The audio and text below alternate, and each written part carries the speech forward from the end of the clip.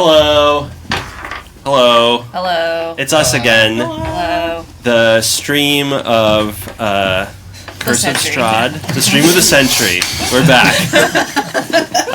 This is a Curse of Strahd Dungeons & Dragons 5th edition campaign entitled What Rough Beast, which has been modified to take place in our world, the real world, which again is probably the same world as you, but as a reference point, this is the one that has a movie about Logan being a reference point. Mm-hmm. But it's not the universe. But it's not the one that movie. Right.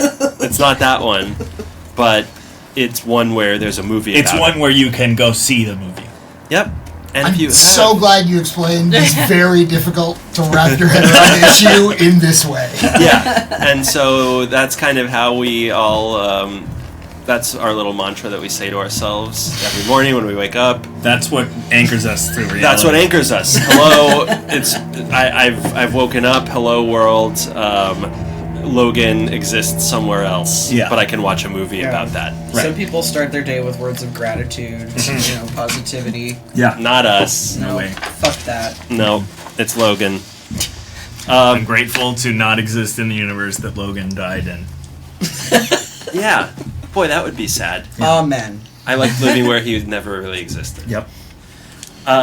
Before we go any further, we can reacquaint you to the characters. But even before we do that, we can introduce ourselves. Once again, I'm Eugene, the Dungeon Master. We'll go around in a circle here. My pronouns are he, him. I am Alec, he, him, and I am playing Eric. I'm Li Shen. My pronouns are she, her, and I am playing Lady Lan. Hey, I'm Nick, he, him, and I'm playing Father Esquivel. Hello, I am Lore. My pronouns are they, them, and he, him, and I am playing Rowan Domnaluk. And speaking of Rowan, Rowan is the first person in this video.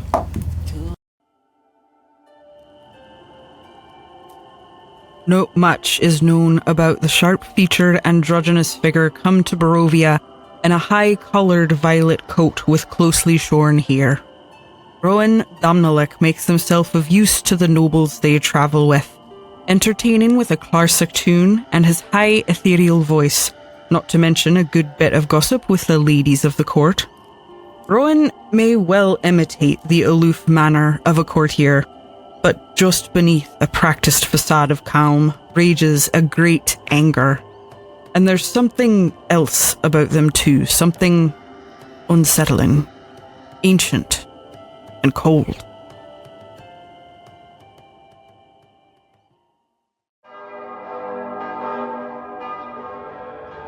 Father Esquivel is an ordained priest, sent far from home on missionary work. Though his vestments are threadbare, his hygiene limited, and his ecclesiastical knowledge a bit lacking, he is empathetic and friendly enough. He's on the younger side for a priest, but whatever his life before the cloth, it must weigh on him heavily, for physically he seems aged well beyond his years. He claims to be happy in company and sharing the difficulties of the road, but you might get the sense his smile is feigned.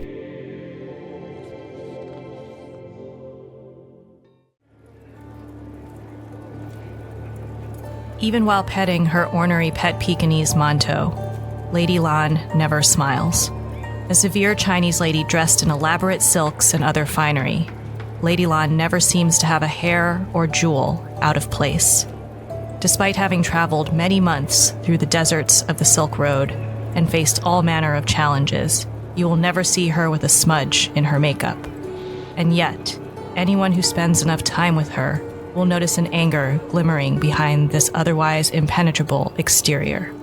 Something must give.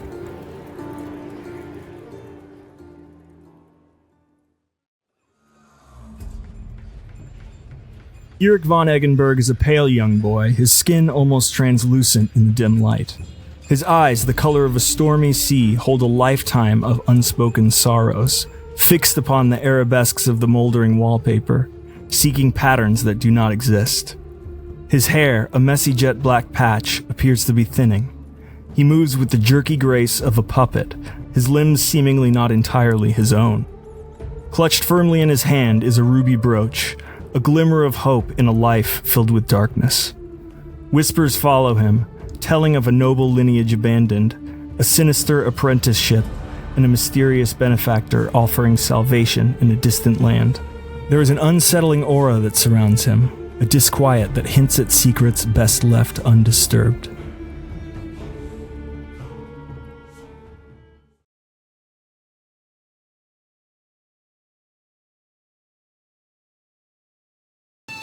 Okay, hello. We're back. We're talking about how maybe I'm like Fred Savage or Ben Savage. And everybody, form your own opinions. Which Savage I'm the most like. There's Randy a lot Savage. Of them. Yeah. They're I think bad. I might be able to do an impression. Don't. It's not that hard. I don't know. I saw some old Randy Savage promos.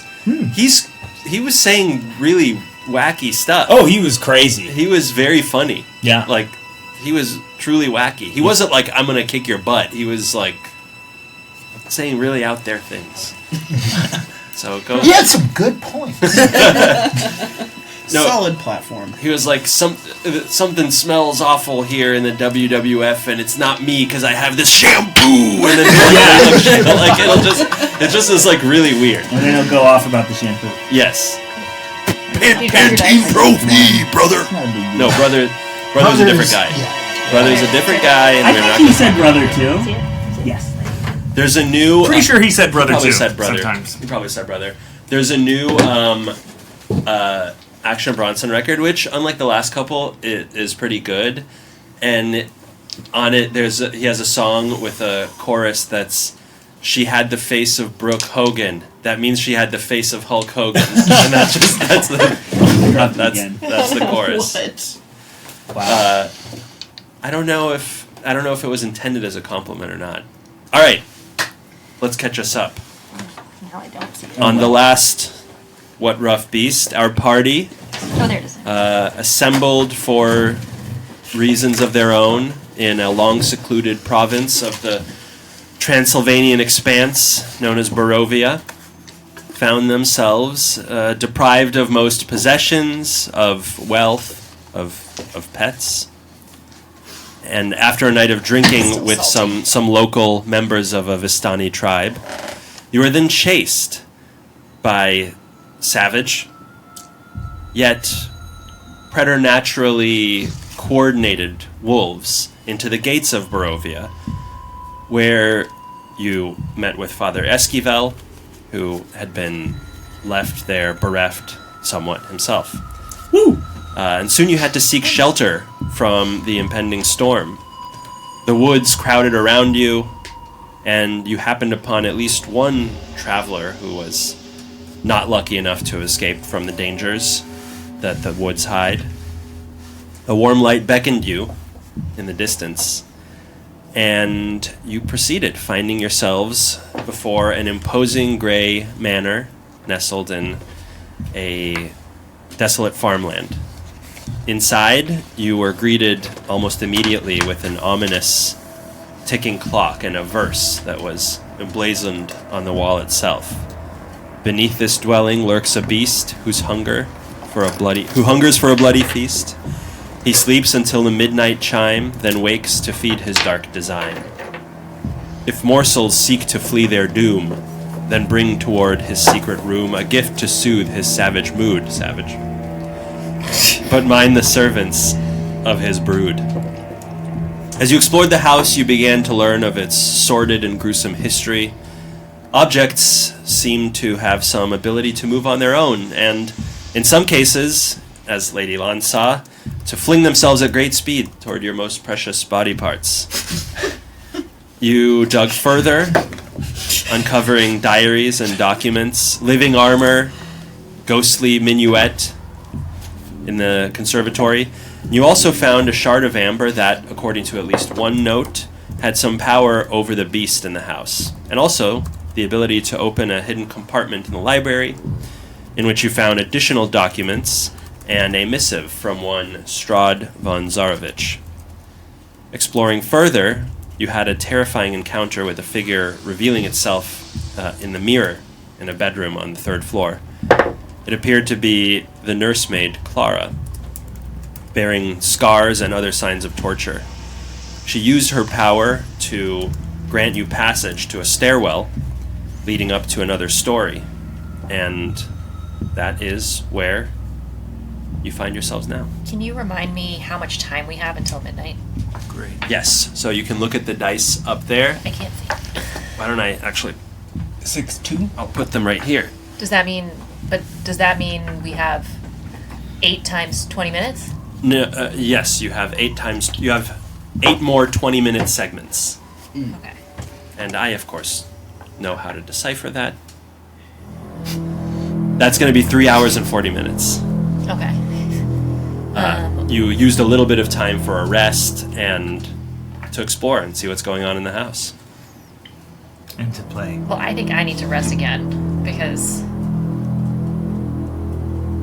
Li Shen realizes that the Lady Lan may not realize, but Li Shen realizes there may be battles ahead, and she only has 7 HP. So I don't know if there's. You didn't get any back after the. But then I the got short rest. I did, and then. Oh, and then the right. Yeah. Okay. So, but are you guys going to take some time to like review the materials, or I can heal you. I only have 2 more spell slots, so I feel like we have time. How much HP are you down? What's your max? 23. Ooh. Oh. So how much healing do you have? Yeah, I mean, because that's cure a good amount that needs to be healed. Would be a D8 plus 3 plus another 3, I think, because I'm a life cleric. Well, do you, I guess the question is whether exactly because we will have. You do need to be healed. Yeah, I do need to be healed, but the question is 3 hours and 40 minutes enough to just take a quick nap, or do you think we should? Or do you think time is of the essence? Well, I won't actually benefit from a short rest. I will not either. So I can keep searching and doing things. If you need to like rest and restore that was HP. That was my thought. Yeah. Okay. So we split up for the first time. What could go wrong? I guess I will. Are you going to be okay resting by yourself, or you need me to guard you? I think I will be okay. Which was Clara's room? By the way, resting is an hour. Yeah. Clara's room is upstairs, or on the 3rd floor, so that's where you are now. Yeah. Well, the room that you encountered Clara in the mirror. We're in the Amber. That's the 2nd floor. Yeah, I assumed that you guys went back upstairs after checking out the library, which was on the 2nd floor. Okay. Right. Why? You thinking of napping in there? Yeah. On the bed with a knife on it? No, the bed with the knife that's on not- it was that's the not- other bedroom. Oh yeah. Nap in the crib. Yeah. Nah, probably not gonna do. Though, quick question before I take my nap: does the crib have any toys in it? The crib had no toys in it. So there's no toys in the baby room. Correct. Okay, there goes that No idea. wonder the baby's so pissed. Yeah, exactly. Well, I just figured, maybe the baby would want a gift of a toy, but evidently not. Okay, so I will, I'm going to rest, and I will go and take a nap. Would soothe a savage beast? Slim Jim. But nobody else is resting. If only we could Doesn't make seem like snap it. into No. a Slim Jim. Okay. So, It would not benefit me. what of the rest of you? Continuing on, yeah? Well, if you were resting, I could recover some health. Oh. So maybe we'll rest and you can continue. Sure. That sounds good. Just safety and Safety and numbers, yeah. Yeah, so take some numbers away from the people who are moving on. Makes sense. All right. I won't tick down the time yet because your rest might be interrupted or whatever. True. But this would be considered a short rest. Yes. Yeah. So what about the two of you? Well, and so don't give yourself the hit points for the short rest yet. Sure. Yeah, I'm not until it's over. So we need. I think we put together a lot of this mystery, but we still don't know what the beast's food is that we have to bring. Besides us? Yeah. I think we could very realistically be food. Yeah. But I'd rather bring an alternative. Mm-hmm. Yes, we need to figure out a suitable gift. But, I mean, I haven't seen anything so far. Yeah, I don't remember seeing anything that, like... Except for that great banquet, but I don't think that yeah, counts for yeah, anything. I feel like that's not the answer. Yeah, I think the thing that makes the most sense for us to do is, like, explore unexplored places and... Yep. keep fingers crossed. Up to the next, right? That leaves upstairs. Did we read all the books, though? That were, like, in the library? Or, not in the library, but in that chamber? No, but looking through the books, roll a religion check, Father Esquivel, assuming that you also reviewed some of the books. Yeah. That is... Where's religion? That is 14. You recognize that they are writings about a cult of, like an offshoot of pagan Eastern religion. You've heard about it, and it's been largely debunked. In other words, you sort of think it's bullshit. The existence of it, or the, like... Its power over... So it's like a cult that people experimented with, but it turned out it didn't have any purchase. Got it. So the two of you, Eric and Rowan, proceed through the cobwebbed-laced stairs up to the attic.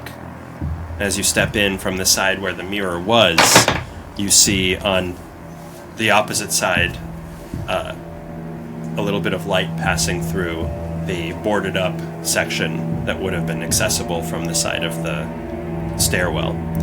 So it seems that someone tried to keep upstairs whatever was upstairs. Or the opposite, I guess. And why don't we reveal it then? So, as you head upstairs, you are in this area here, coming up from the staircase. It is very dusty. So, unlike the other floors, they've been getting progressively less well-maintained. This one is very dusty, sooty. The wood seems to be damp, rotting. Insects scurry around all over the place. There are a few doors leading out from the hall, and one creaks open just as you arrive at the landing. I am already regretting this so much. Maybe we should go to bed. Oh, did we make a mistake? Hello? You hear a persistent creaking.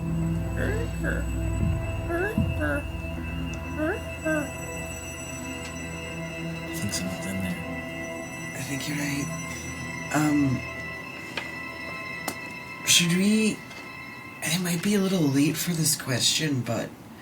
Should we have thought of, like, some kind of sign if we run into trouble to, like, signal? to the others. Probably gonna run.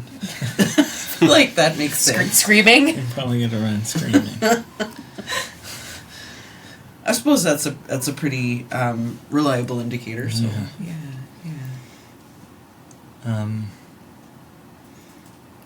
Well, I guess I want to take a peek.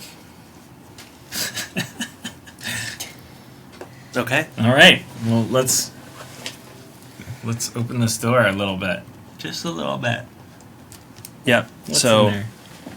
it's actually this right. So, peeking in, you see a smallish room with a door is not open. There we go. A smallish room with a desk, wardrobe, a rocking chair that seems to be rocking just a bit. Great. Choked with dust, and slender bed meant for only one, or very uncomfortable for two. A small iron stove, and a frowning doll is in the northern window box with a yellow dress. It looks kind of unhappy. There's also, next to that, a tarnished-looking box draped like a wedding veil in cobwebs.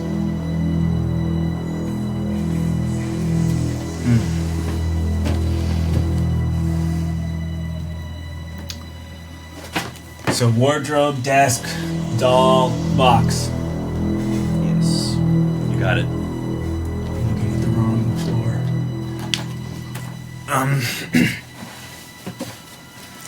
Well, I guess I'm gonna pick up this doll. See how it moves. Just because I do stuff like that. Yeah, you pick up the doll. It's a little rough. It's not as nice to play with as the wolf toys. It has a kind of a straw texture on the inside. You can feel them between your fingers. You do recognize it as the doll that Rose was holding in the portrait downstairs. I don't like the look of it, so I'm gonna turn it backwards and put it back where it was. You do that.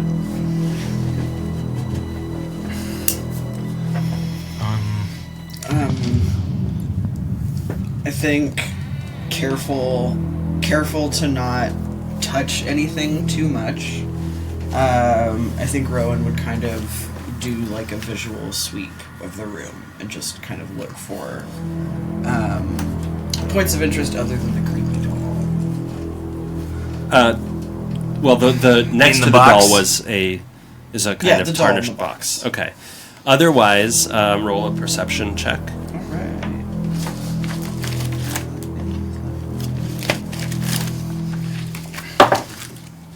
Ooh, 21. Right. So you can immediately tell that this was not a guest room, but a room that was occupied during the time that the house was occupied generally. The desk doesn't have any drawers, but it does, based on the presence of an ink pot and some parchment on top, seem like it was a writing desk. And the box seems like, based on how the cobwebs are cascading off of it, like it has recently been opened and closed. Ooh. Interesting. Yeah, I'm trying to figure out if I want to open this up or wait to open anything up until everyone is here. Yeah, I think I'm just gonna remember that it's there because our healer and our heavy hitter are sleeping downstairs, and we're two wayfish cowards. So downstairs, in the meantime, as you are trying to catch just a little bit of rest, Father Esquivel, in your left ear, you hear a pleading female voice. It says, "It wasn't his." And then in your right ear, a colder voice say, "That's what you would say." Did you say something? Am I Well, you're trying to sleep. trying to sleep? No. Go to sleep. Right. Okay. I try to ignore it. Back upstairs. All right. Well, I don't see anything in here that looks like something that's going to hold back a beast. I don't either. I'm interested to see what's in that box, but I don't want to go mucking about in things before, we have everyone here. No point in mucking. Oh, Eric Gladstone says hello. Oh, Hello. what up? Hello. So, are you trying to muck about in a different room? Yeah, I think so. Should we should try to scout some of the other rooms? Yeah. Yeah. Any preference? We've got a door over here, and another here and here. Let's do that corner over there. This Sounds corner? good? No, the other one. This corner. Yeah, that's the one. Okay. Fun choice. Okay. You open the door and start to feel instantly a sense of trepidation about this room. That's why I Door chose. stuck. I don't know about this one. The room contains, toward the back, a bricked up window, and it's flanked by two very dusty wood framed beds, sized for children. Close to the door, there's a toy. A doy. With windmills painted on its sides and a dollhouse that's, you could say, a perfect replica of the house that you're currently in. I don't like that. Fucking creepy as hell. Lying in the middle of the floor. Yeah, wait. You haven't heard the creepiest part. Oh, great. Lying in the middle of the floor are two small, desiccated skeletons wearing tattered but familiar to you clothing. They're laying close to each other, and you could say embraced.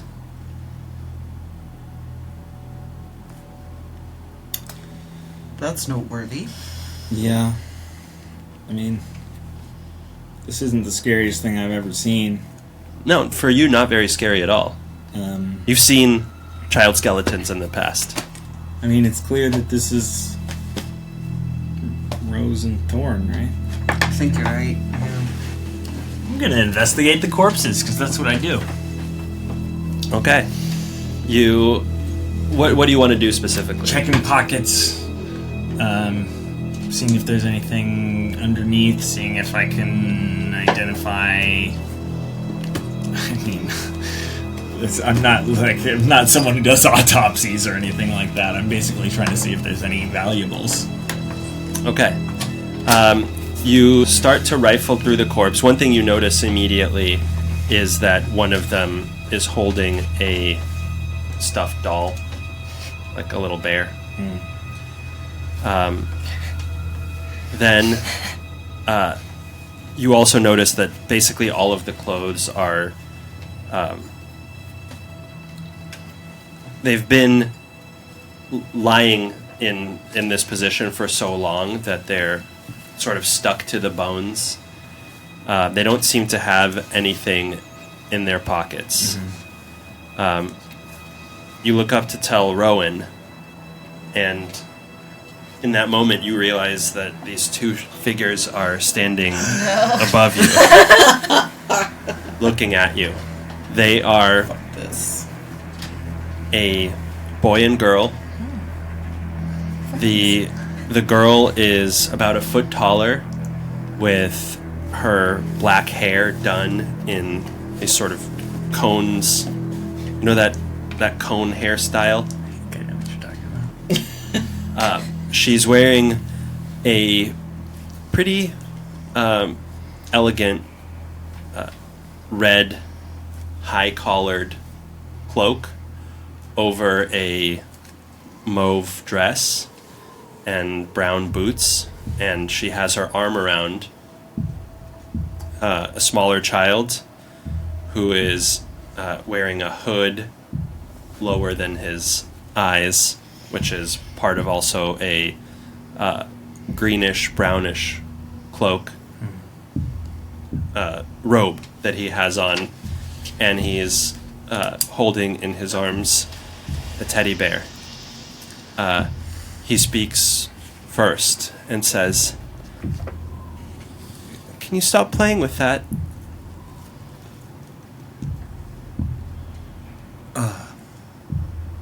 Sorry. It's okay, it just... Well, it feels uncomfortable. Wait, playing with... With what? He sort of points to the pile of bones in front of him, and the girl says, "He means with our bodies. Don't play with them. It feels strange." Sorry, I didn't realize that you were awake.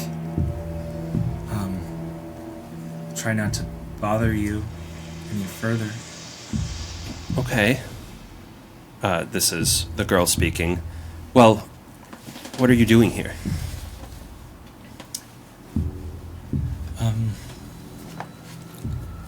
I'm just looking for something, I guess.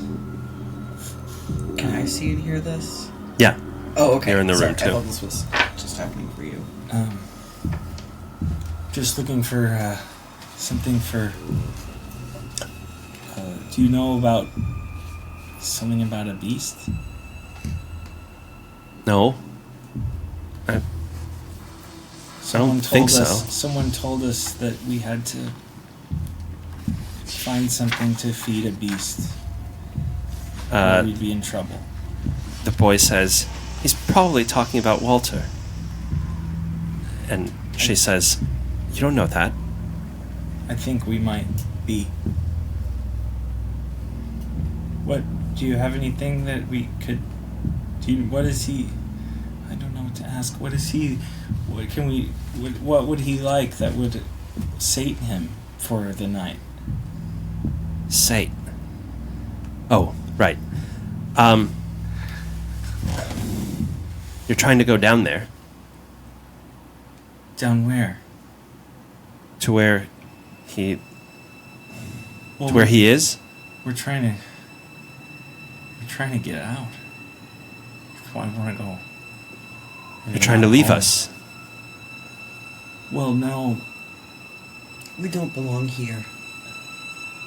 I think, fortunately, I've met some other people that have said that, and they haven't been able to leave.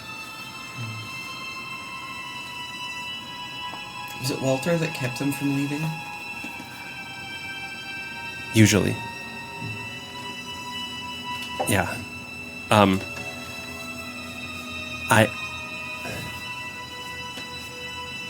I can show you how to get to him, but then at this point you see the boy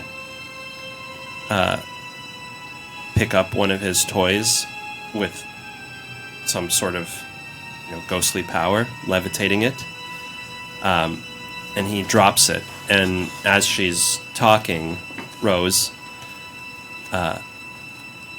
looks at the toy momentarily and repairs it after it had been broken into, telekinetically. I can I can show you how to get down there, but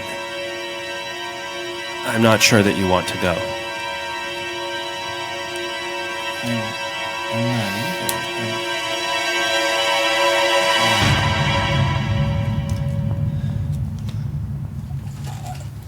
Would that be the only way to just we don't want to hurt him. We just want him to calm down so we can be able to go about our business. Well, I'm not sure how calm you can make him. I've never seen him since they took him downstairs, but I hear things from down there.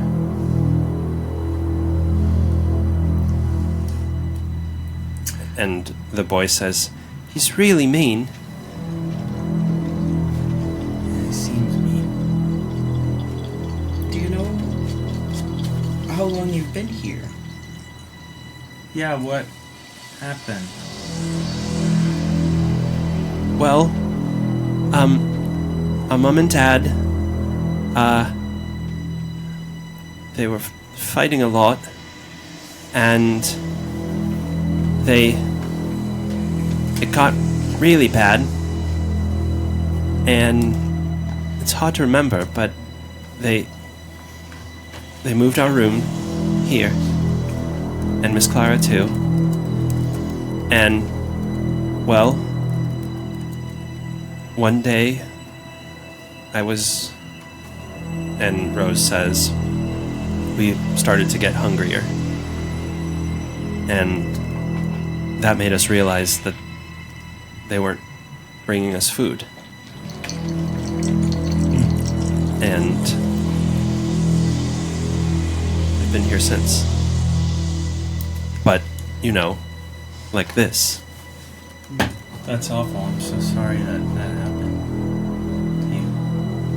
Well, I have had a chance to study a bit after, but I do want to leave too. Maybe we can help you. Maybe we can help each other. Can you get... And Thorn says, can you get us out?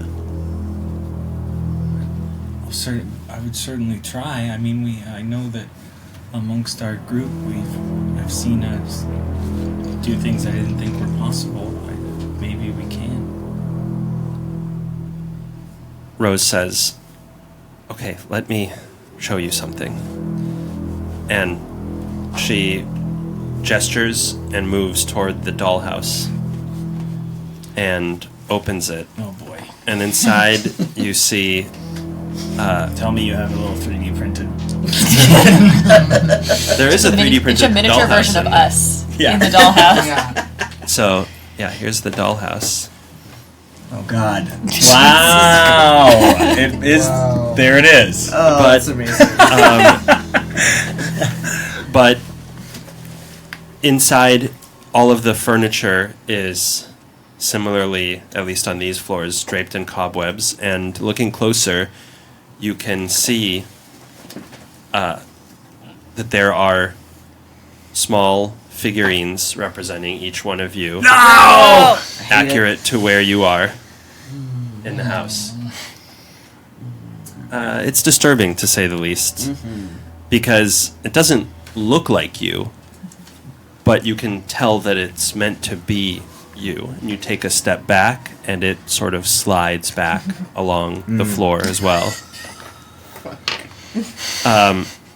And if we throw our figurines out of the dollhouse. Thorn says, "Oh, don't try that. Yeah, don't touch them. I've seen people get really hurt.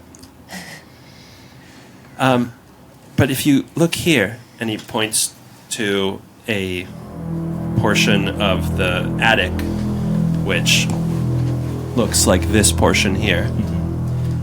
Those are the stairs, and they take you down to Well, we've never been there. We're not allowed to go there, but... Is that area of the house that was boarded up downstairs? No.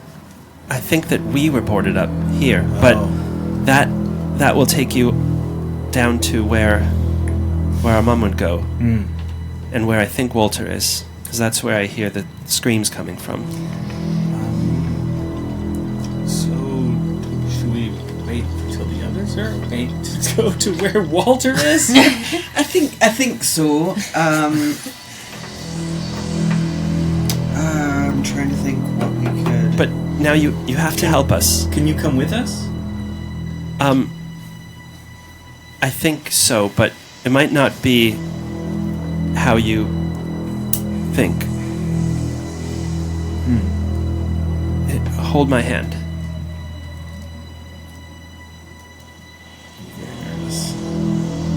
This is Rose reaching out.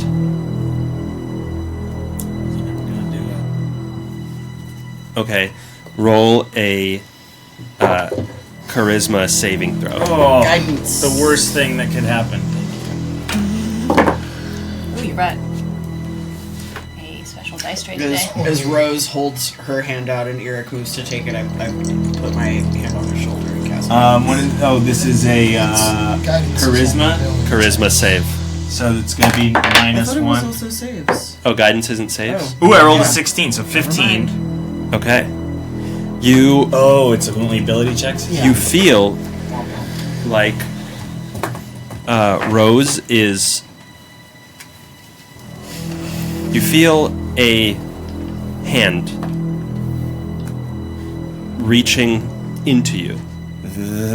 And she says, I promise it won't hurt, and I promise I won't do anything. But I can't leave the room otherwise. I need to join you.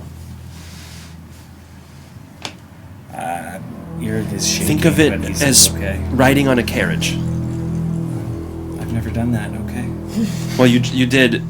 Oh, sure. Yeah, well, So, I was trying to sleep for most of it. and you feel a box for harsh chill, and then you can hear her voice and almost hear her breath as though she is inside of you. You can cast the Mending Light and Shocking Grasp cantrips. Oh, wow. And Thorn says, "Can I come with you?" Sure. And Rowan reaches out their hand. Are you going to try to resist at all? No. Okay. So, no need for the saving throw.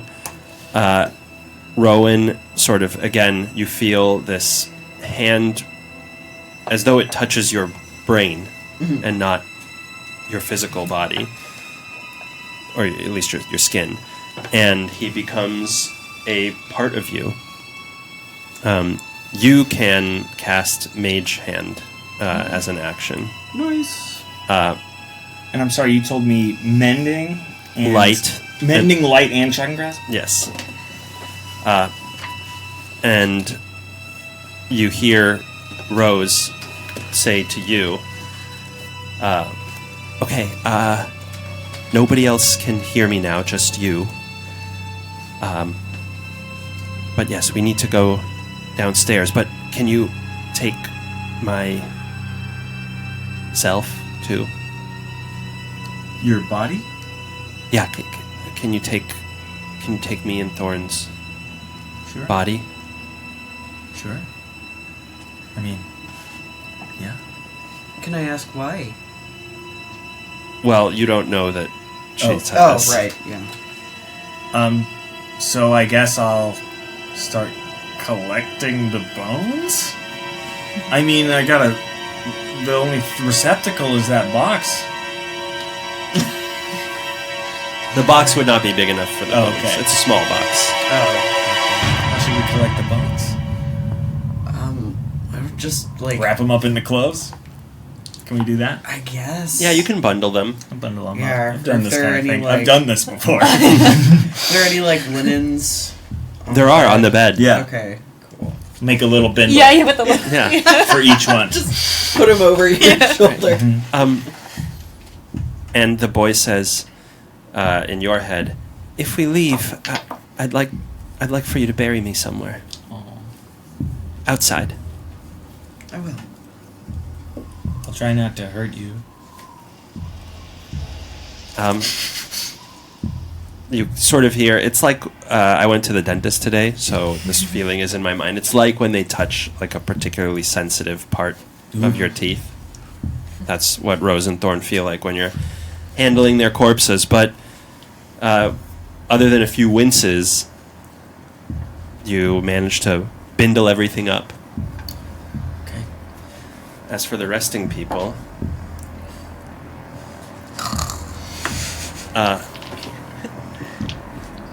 you hear in your ear, Lady Lon,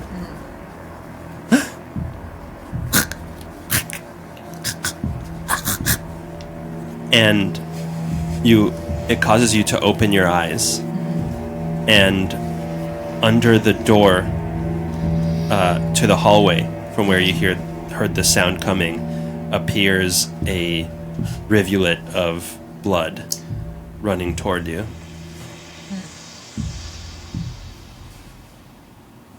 Let's count down some time. I think it's been the half hour.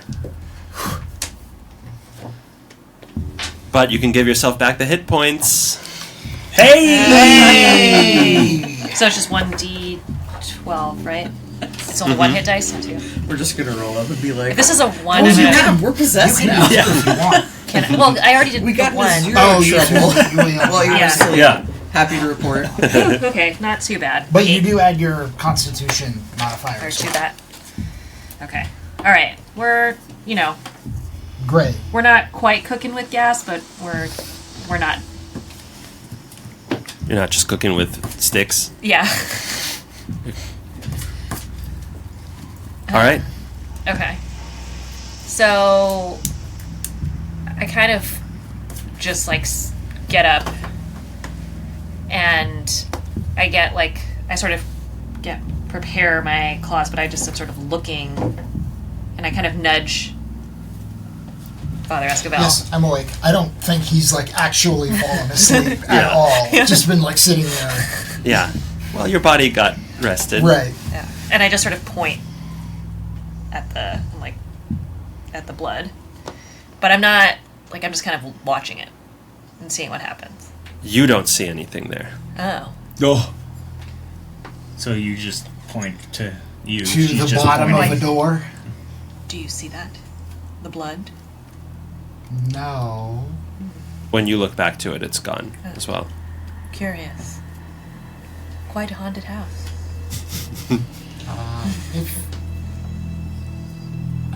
Seems like something troubling might be happening in this room, and perhaps we should continue forward. Maybe. Who knows what's happening upstairs? Maybe whatever's happening there is less troubling. The mirror that we saw Clara in is gone, right? It's moved to the side, but Clara is gone. Okay.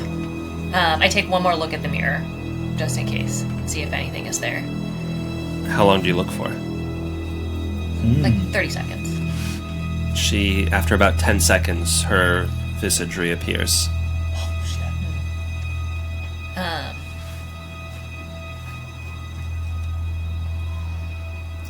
Was that your blood coming under the door?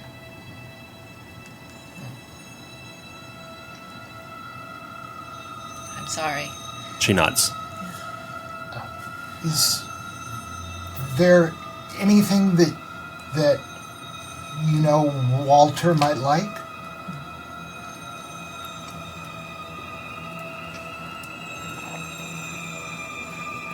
And she points to herself. Oh. I understand, I think. But we don't know yet that they found the bodies upstairs. So I'd say, where are you? She sort of looks down at her feet. I look down at the bottom of the mirror. Is there anything there? No. No. And then she glances up. Oh.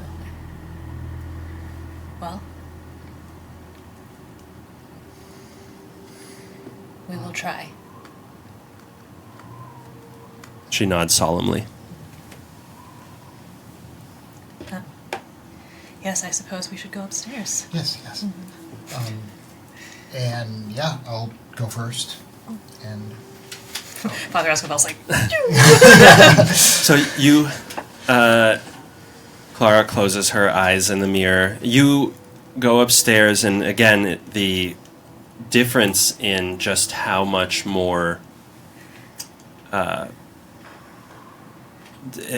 how much more disrepair it is immediately evident.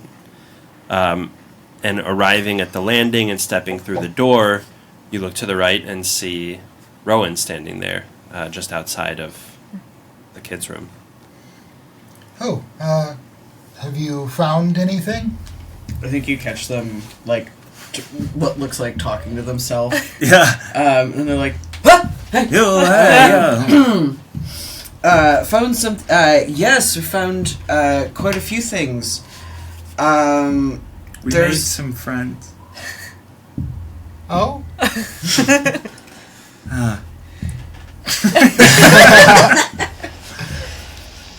Should we really be moving those around? We were- It doesn't seem... We were told, we were given express permission. Oh, they were making like heavy eye contact with Lady Li, like, oh, they were told to.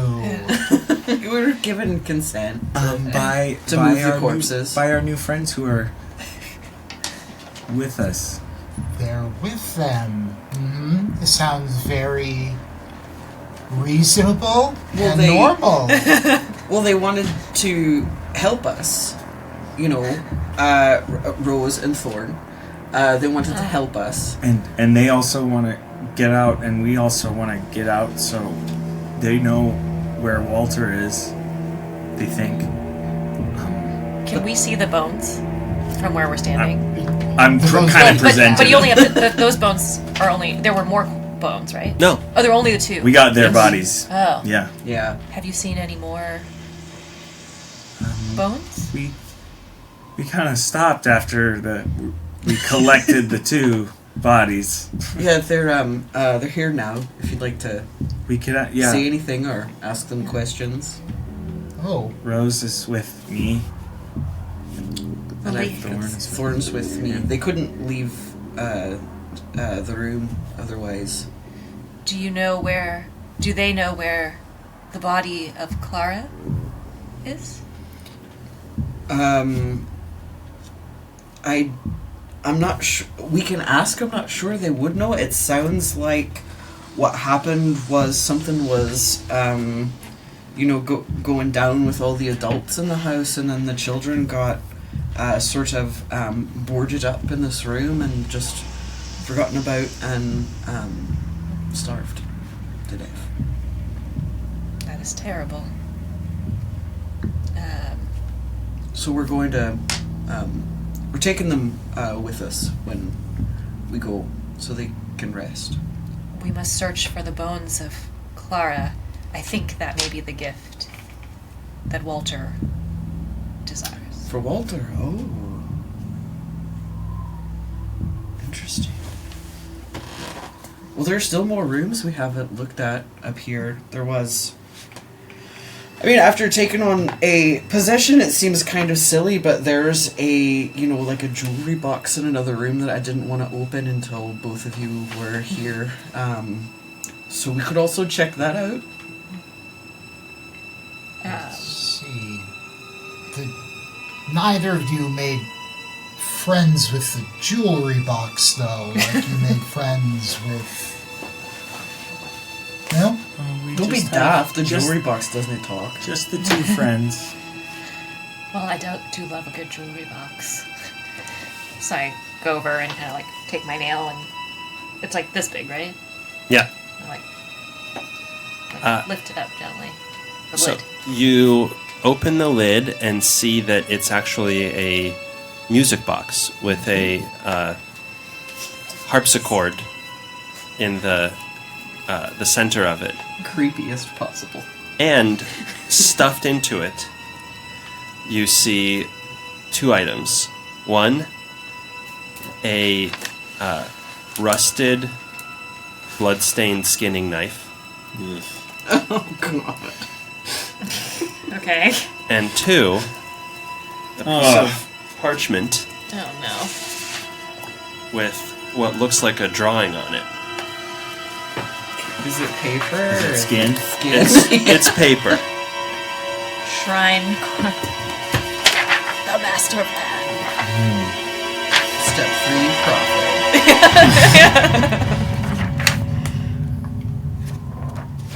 I mean, that doesn't look like anything that we've seen so far necessarily, does it? No.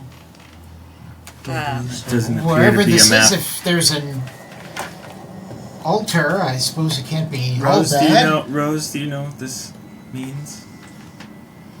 No, I don't. That's... Rose does not. looks like rooms. You hear a sort of gear turning.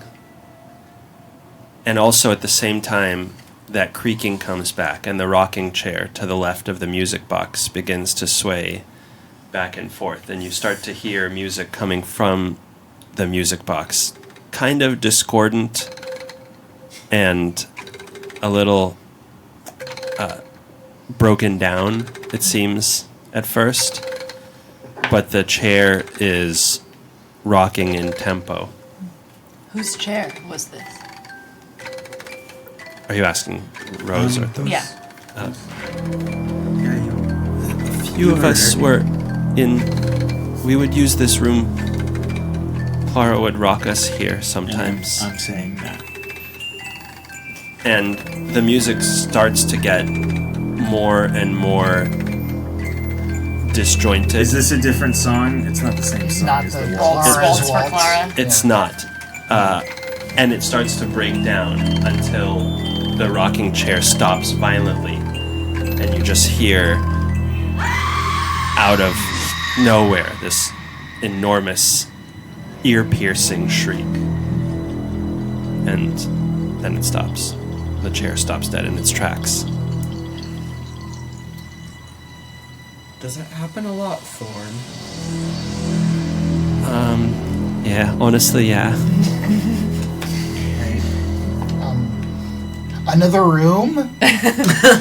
Yes. I let the jewelry box. I don't take the knife out. I let the jewelry box close. It's disappointing contents for a jewelry box. Where would you like to go next? There are 2 doors left on this floor. One to this room and one to this room. The first one that you pointed at. The corner one. So, over here, you see basically a smaller version of the room that you saw in the front. Another bed, small wardrobe, stove, rocking chair, nightstand. Roll a perception check. Ooh, that's a natural 1. You really can't tell anything about this room. It's a mystery to you. It looks like maybe the most important room in the house, but at another glance, you can't even tell if there is a room there. You've forgotten sort of what rooms are. You did that thing where you walked through a doorway and then you're like, what the fuck was I doing? Yeah, and it affected me so completely that when I walked through the doorway, I was just standing in a blank void. Yeah. Just I've forgotten everything. The new environment did not load. Yeah, so nothing seems particularly important about that room. Nothing jumps out at you there. Yeah. Can I try taking a look around the room? Sure, you can roll a perception check as well. Ooh, 22. Very perceptive this evening. You note that it seems that this room was not used very much.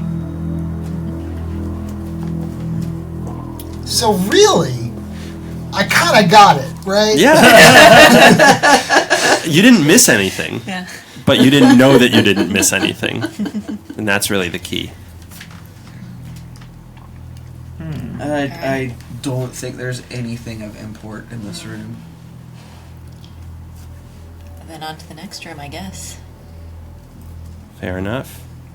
So the last room that you've not yet been in is this one. A larger sized room. And as you peer through, who's going first? Not me. I'll go first. Roll a perception check, Father I Esquivel. have good-ish perception. That's more like it. 16. Your breath catches in your lungs as you open the door and see 6 tall, ghostly white shapes. You immediately think, God, I hope they don't see me, but with your perception roll, you quickly realize these are linens covering pieces of furniture or something. It's packed with these lumpy shapes, draped in very dusty, very cobwebbed white sheets. There's an old iron stove against the wall to your right, and one of the sheets looks like they're mostly pretty tall, but there's 2 smaller ones. I'm gonna take off some of the sheets to see what kind of furniture we're looking at, and I'm specifically looking for furniture that might contain valuable information. Right. Right. So you take off. Valuable bones. There's a mirror, a trunk, a few chairs, and a table, and a coat rack.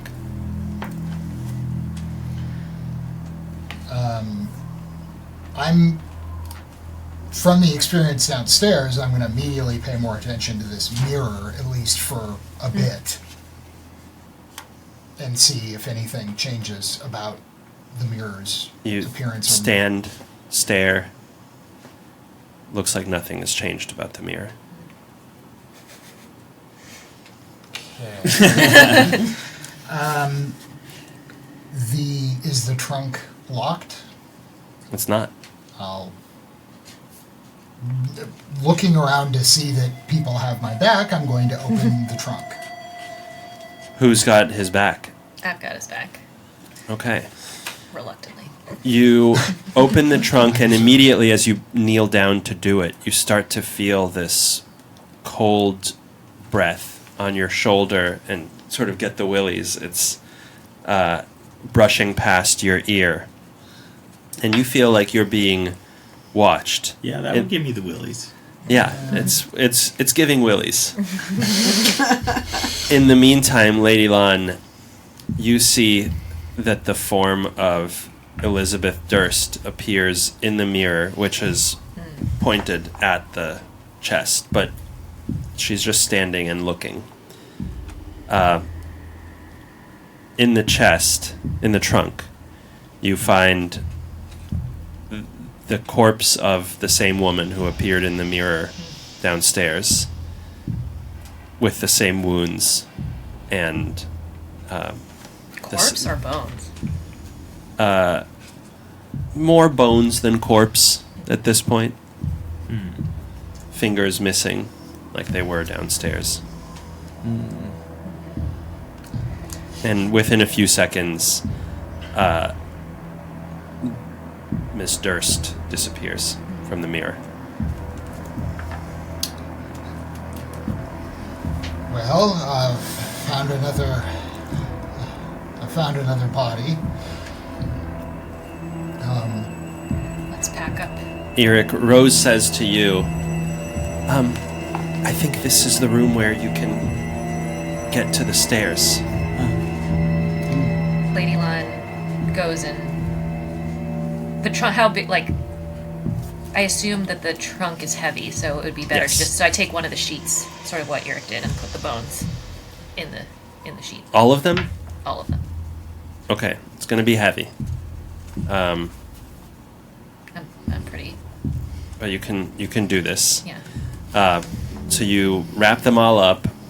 At this point, it's about 50 or 60 pounds, so you can still carry it, especially because you don't have much other gear. And you now have the corpse of Clara. Add that to your inventory. I mean, So is maybe that you a should. +1 or? Plus one I'd like corpse to use of her as Clara. a shield. Equip her.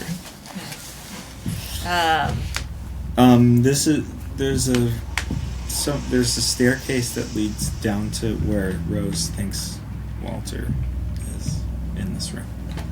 You have the amber shard, right? I do, yes. So it is sort of pulling you toward the corner of the room where you were indicated that the stairs would be.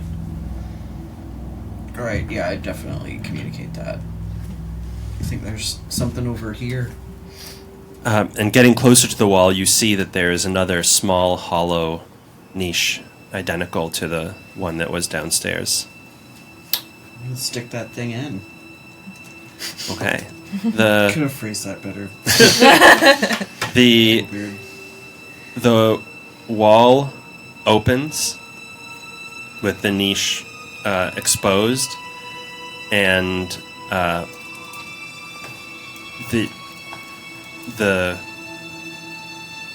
shard almost pulls itself toward the place where it ought to be until it is nestled, and then a stone slab swings open and reveals Does it make that satisfying sound? Exactly. Oh, It reveals a narrow spiral staircase built of aged-looking wood with a very tight actual stairwell of mortared stone. It's impossible to step through without getting a bunch of cobwebs on your face, and below is only darkness.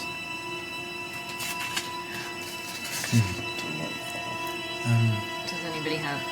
Can anybody can't really see? see Yeah. anything. I can see in the dark. Well, then by all means. did... But what do I see if I look down? It goes I'm down. not just going to say I can see in the dark if I can't see.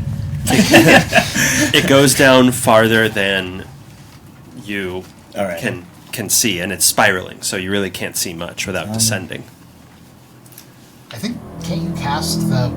One of you can cast a light. Oh, I can. Yes. because That's of, right. Do I know that? I guess I do. Or Rose can help me. Yeah, Rose would say, if you need a way to see, yeah, I can help. And she says, I need something, like an object. The wolf. Okay. The wolf. And all of a sudden the wolf glows, and you get about 20 feet of Glowing wolf. bright light and a further 20 feet of dim light. Cool. So that was done as a reaction to must have heard you complaining that you couldn't see because I could see. Yes, that was.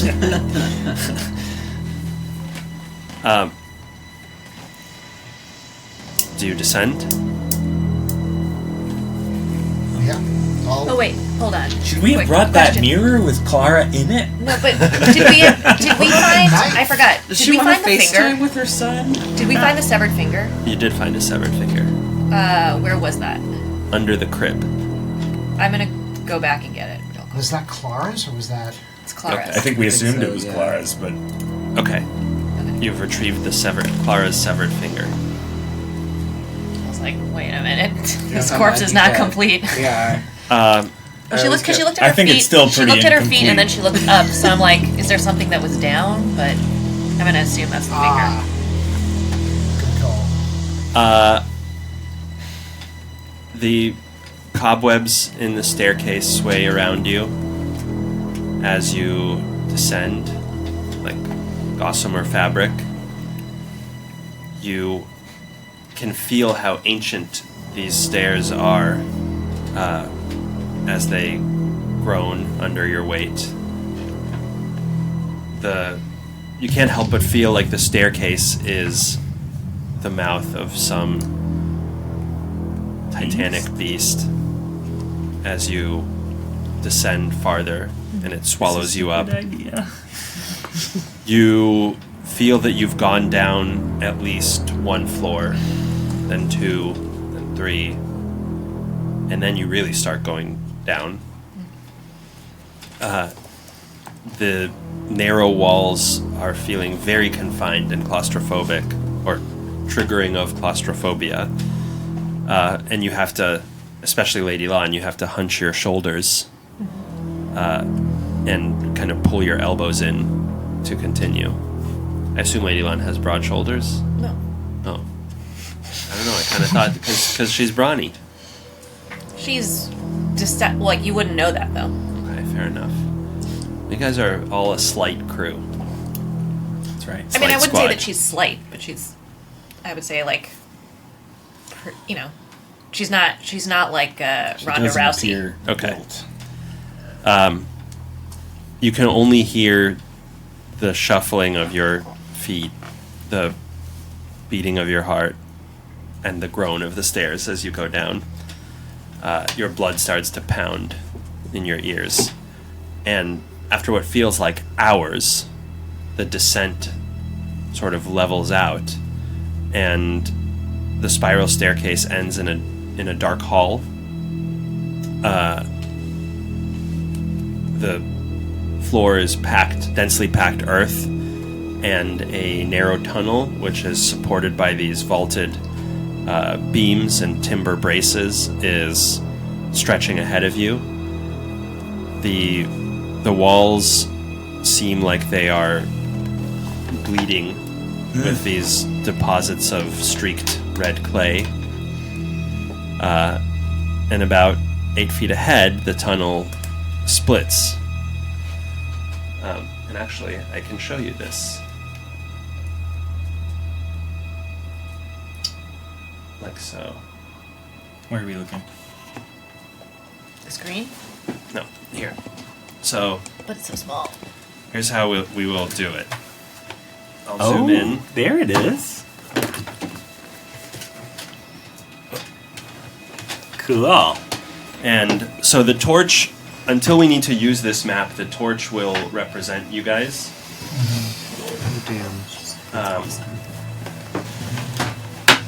And as you sort of explore, I can zoom in a bit. So the scale is like each of, like this is like a 5-foot square, but we'll zoom in just for visibility purposes for now. Sure.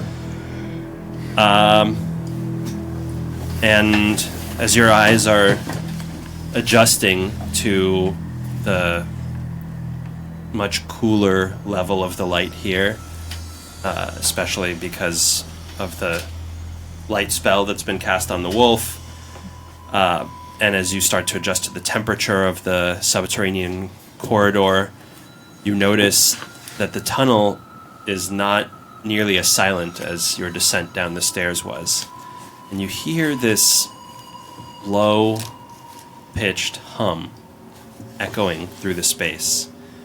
And within a few moments, you recognize that it is indecipherable, but distinctly unison chanting. And we'll take a break. Creepy. We will see folks back here.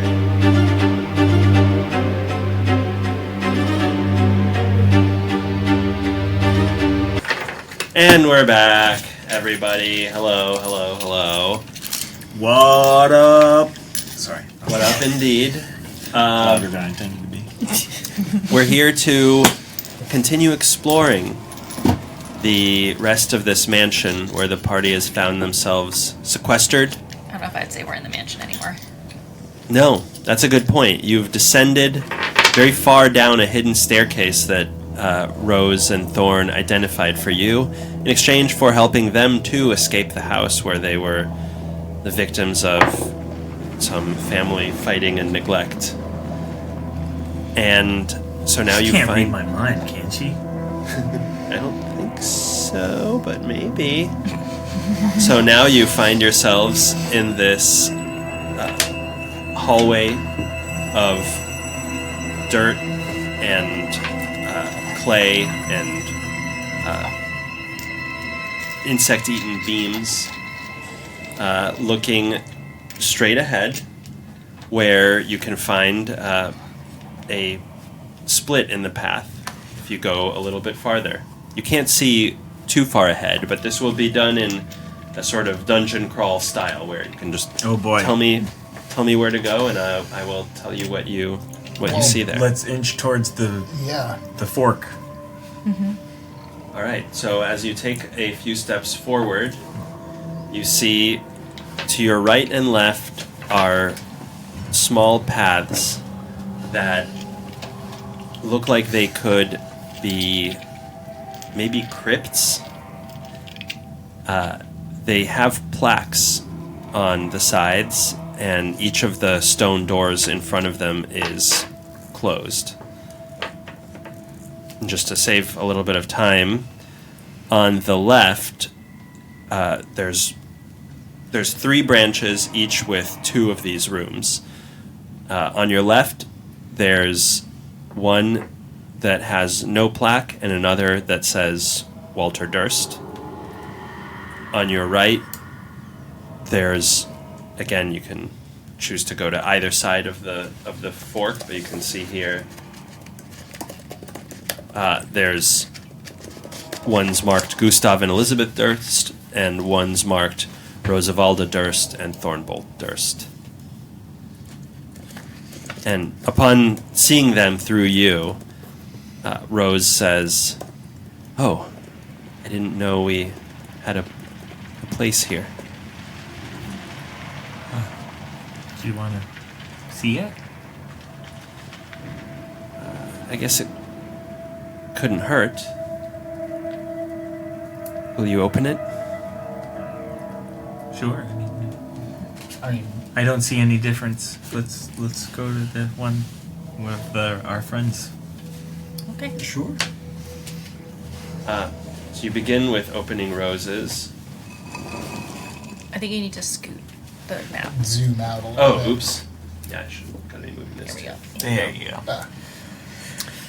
And it is, as expected, empty. Then you open Thorns, and again, there's a plinth, but no casket on top of it. Just an empty grave waiting for an occupant. Thorn says, I don't want to stay here. Let's move on, please. It's okay. You don't have to stay here. We're not leaving you. Okay. Where to? Close it back up. Well, probably to Walter, right? Yeah, probably to Walter. So that was up here. The one on the right. And as soon as you open it, you see these swollen, bloody cysts covering all of the walls. And from time to time, they will begin to pulse slowly and then quicker and then burst. And streams of pus ooze out of them and onto the grave, onto the plinth before them. There's no body here either. But each time this burst happens, you can hear very faintly an infant's wail. But quickly it dissipates, and all you hear is that same distant, very low humming. Rose, do you know what this is? I don't know. I don't know. Are we inside Walter? What's happening? I mean, how much time do we have? You have 40 minutes. And so there's Oh my god.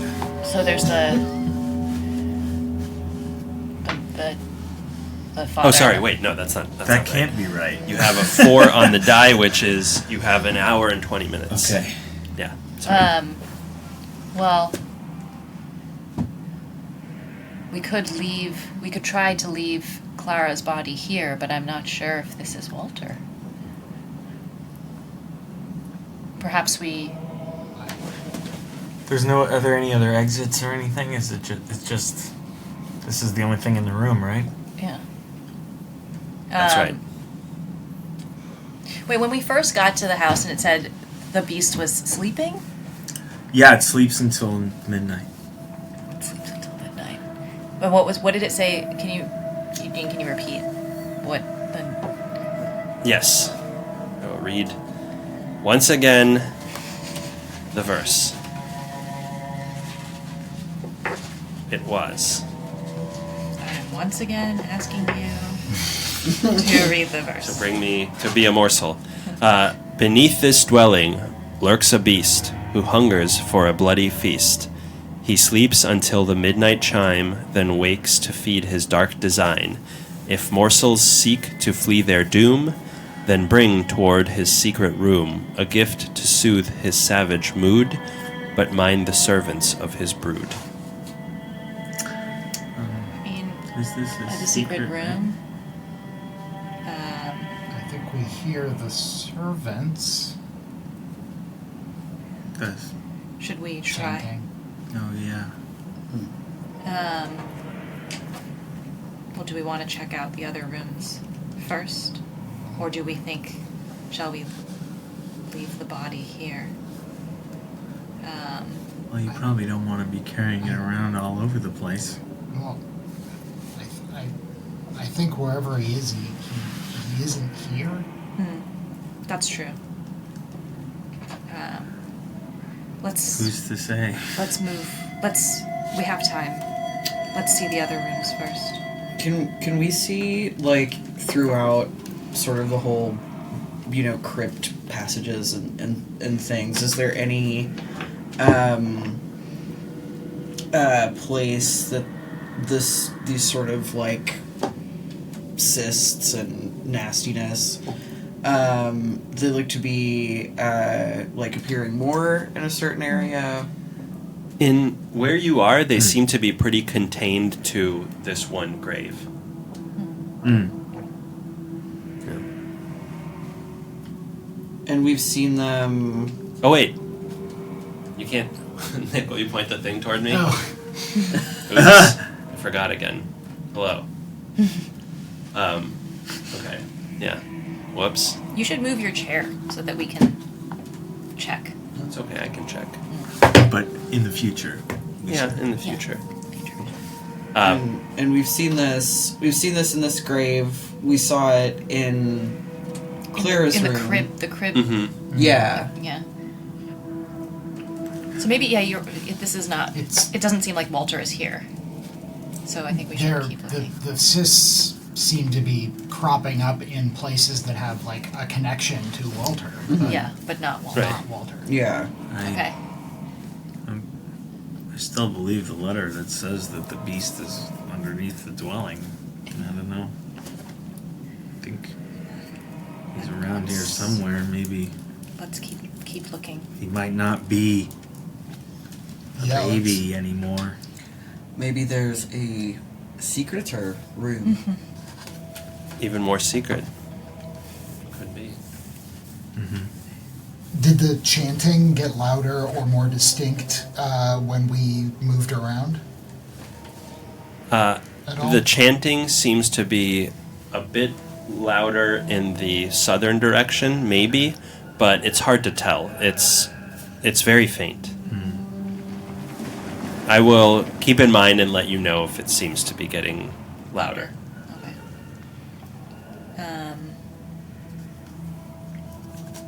Then, Shall we check the other crypts? yeah, we didn't check. The parents? Or Gustav and Gustav Elizabeth. Yeah. Mm-hmm. Yeah, I'm wondering where their bodies are. Okay. So you head back toward Gustav and Elizabeth's crypts.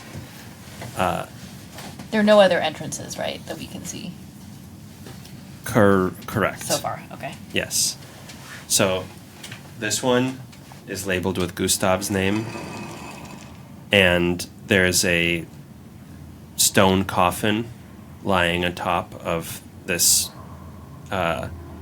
gray slate plinth.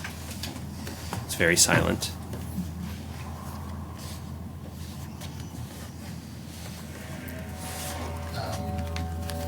Open Elizabeth's. Yes. So, opening Elizabeth's, you are immediately hit with an acrid smell. It holds another stone carved coffin, ornate with floral patterns, and roses and vines. The floor in front of the coffin is littered with hundreds, maybe thousands of dead termites. And many are clinging to the elongated, bloated body of a termite queen, and others seem to have died atop of their bodies, but the queen still seems to be alive.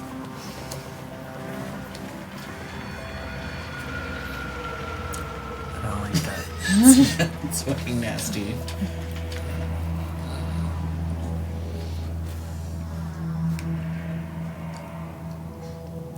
I mean, Thorn says, I don't think Mom would have liked that. I don't think anyone would like that. What were they eating? Right, the whole, like, the walls are clay and stone and Well, should we try to open the coffin? yeah. All right, Lady Lon goes to the coffin and tries to push it open. Okay. As soon as you make a move toward it, the termites swarm toward you and start to try to bite. Oh, great. There, I and don't like bugs. no, nobody likes bugs. Some people like bugs.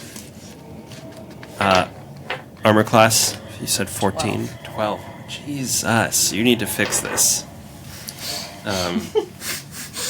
I maximized for strength. I didn't maximize for dexterity. What can I say? We don't have a tank. Or con. So they begin to crawl all over you and start to bite at your legs and crawl up toward your thighs. They deal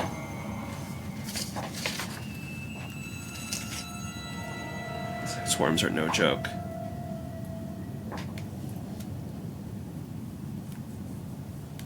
$13 damage. oh my I god. didn't even get to make a saving throw against these guys. No, they beat your armor class. Just an attack, I guess.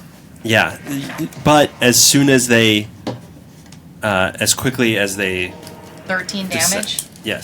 descend upon you, they crawl away. You move to lift up the coffin. Wait, you said you- 1 3 damage. yes, you need to do a strength check. Okay. The guidance. Thank you. Wait, so guidance gives me what? A D4. A D4? Yeah.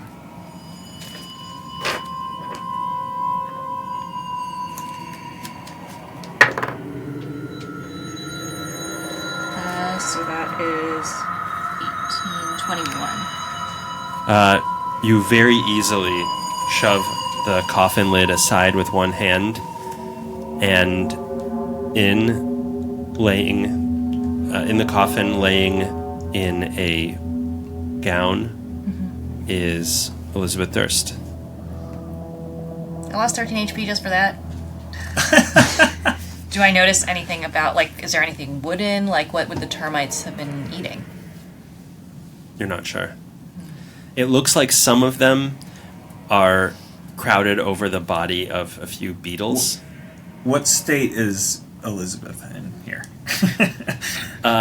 She is very decomposed. It doesn't look like she's... It looks like she's been dead for over 100 years, probably. Yeah. Who buried her? Good If question. she killed Gustav, We didn't check Gustav's grave. well, we know that. But we knew. we Yeah, know that- she killed him. Yeah. Rose, did you know that your mother, that she died? I suspected, because I know that people can't live for 100 years, and for the first 30 or 40 years after we got hungry, I kept track, but eventually it stopped seeming necessary.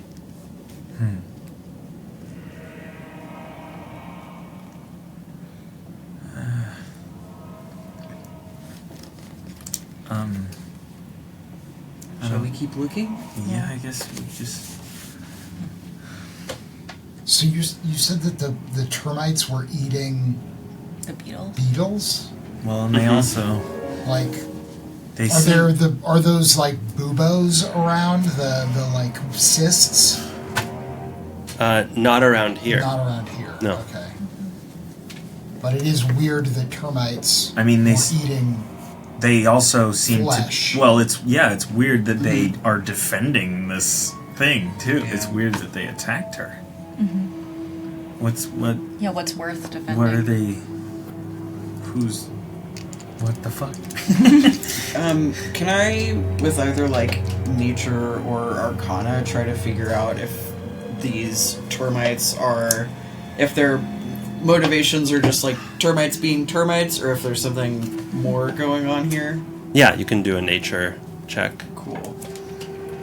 Insight doesn't seem right. for They don't seem sizing very up natural to me. termites. No. It's not going to be great. That's an 11. As far as you can tell, the termites can subsist here on other bugs, small rodents, and the wooden beams that are keeping the main parts of the structure up, that are holding back the clay. Okay, but I don't get any kind of sense that they're like a magical swarm that's protecting something. No. Okay. Alright. Nothing seems strange about them to me. Maybe he just hates bugs. Which direction do you want to proceed in? So you can... There is the area to the north, where the first graves were, and then you can go south as well. Probably north, since south seemed to be in the direction of people or things. For the most part, yeah.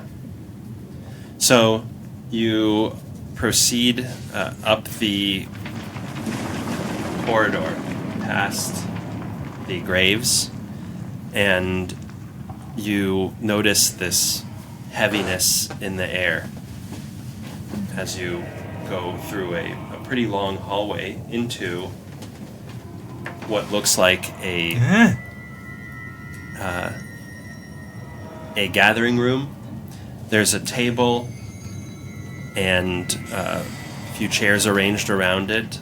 There are some alcoves here to the south with moldy straw pallets on the floor, no beds. And there's also a room to your west from which you can hear a quick, sudden splashing sound.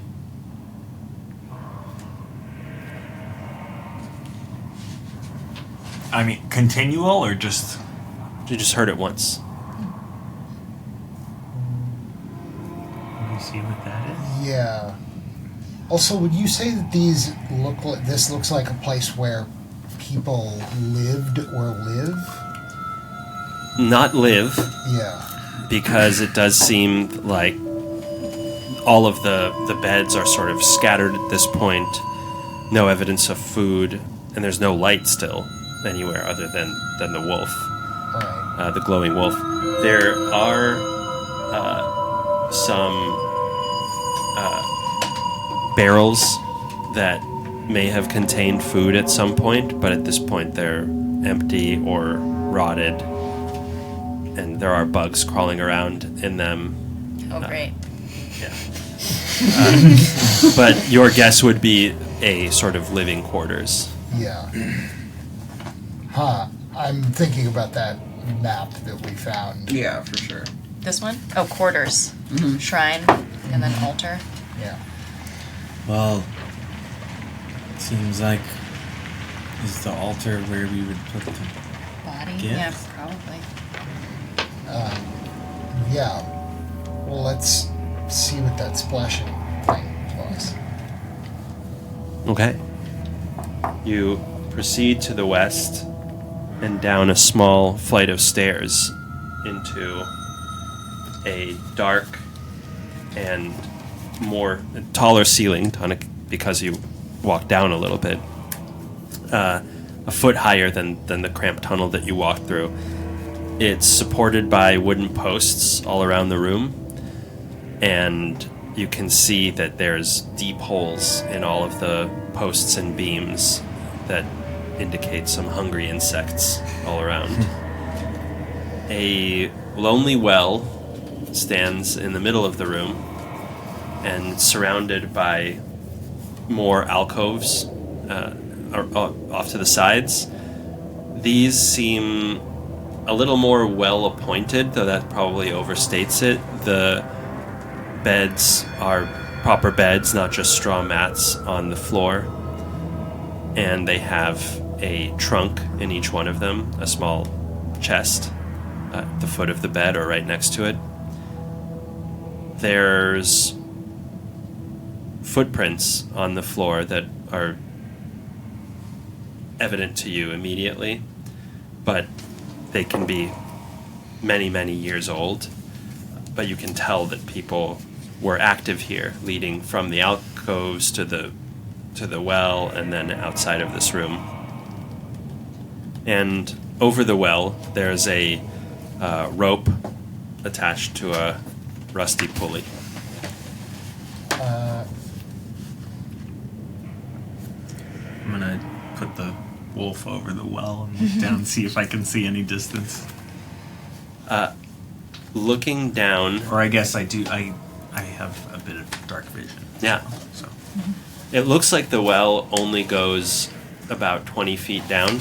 It's not very deep. You see something like water, obviously, at the bottom, but it's not a well in the sense that it's like a cylindrical shaft leading down to a pool of water. Mm-hmm. Instead, it looks like it opens up into a larger space about 10 feet down, and that's where the water comes from. Is the water... Oh, well, I can't see it. Well, you can see with the wolf. Yeah. Help with the wolf. Does the water seem like it's moving, or is it just like maybe a bigger cistern down there, like the is it an underground? There doesn't seem to be any current to the water.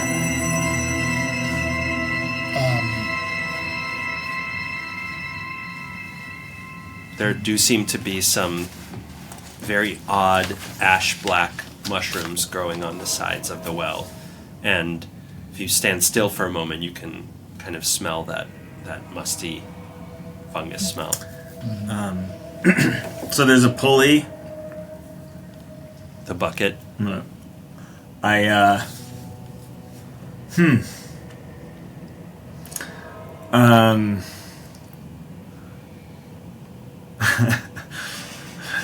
I want to. Eric reaches into his mouth and pulls out a tooth. He doesn't even really seem to be sure what he's doing, but he's compelled to do this. I'm gonna tie it to the bucket. The tooth. Send it down. Tie it to the bucket or put it in the bucket?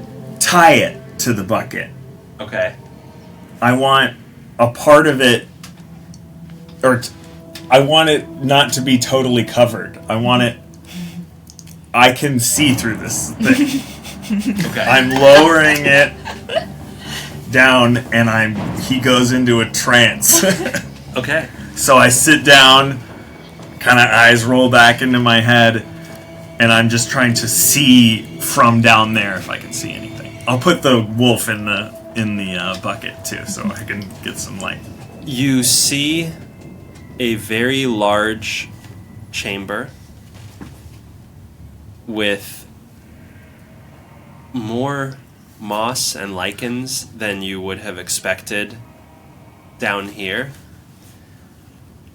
The air is very, like, you can sense that there's a layer of fog sitting on just on the top of the water. Rising out of the water is an altar. And there's a closed... The altar is below. There's a closed portcullis on one end of the room, and in the other there's a sort of opening into a cave. And, well, okay, I wasn't planning to do this, but I can actually just show you guys. What do you mean you weren't I'm planning reporting to do this? all of this. Well, I wasn't planning to reveal this today. Oh, this thing. Oh. I'm blinded and deafened, but I can still talk, so I'm reporting everything that I'm seeing. Oh, damn. Wow. Oh, shit! Wow. So that's basically what you see. That's really dope. Cool. Is that resin you poured Yeah. in there? Hell yeah. Eugene's gotten really crafty. Yeah. But It seems like the altar. Yeah. And the altar is in the mid. Are we saying that's the thing in the middle? Or? yes, I actually haven't even attached the altar to it today because it wasn't. Which was There's- funny because Eugene Because you yesterday weren't expecting said- my eerie token. He said, There's an altar here. he said, oh, I think I've over-prepared for It's true. Monday. And here we are. And But Why here we didn't- are. from this angle, I can't see if there's an opening over here, but we can't see into whatever this space You is. can see. So this is portcullis. And what? This is like hanging over the altar? The bucket is like right here. Okay. And then there's this opening here. Right. I'm gonna put my tooth back in. Lady Lon is like, yeah, very, very little ruffles her feathers, but even she is a little taken aback by. Yeah. He does not think to wash it off. Or putting it back in his mouth. I'm gonna get close to Lady Lon and be like, so you're the only one right now who doesn't have a ghost, I suppose, in their head. are we sure that he can see through a tooth? Because this seems more than I can accept at the moment. I know that many of us have channeled powers we were not previously aware of, but seeing through a tooth seems like a bridge too far at this moment.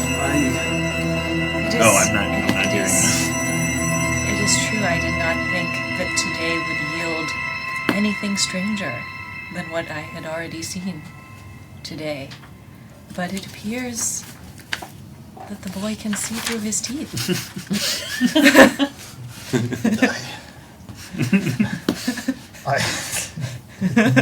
What that I will never again not be able to think of what it must be like to eat food.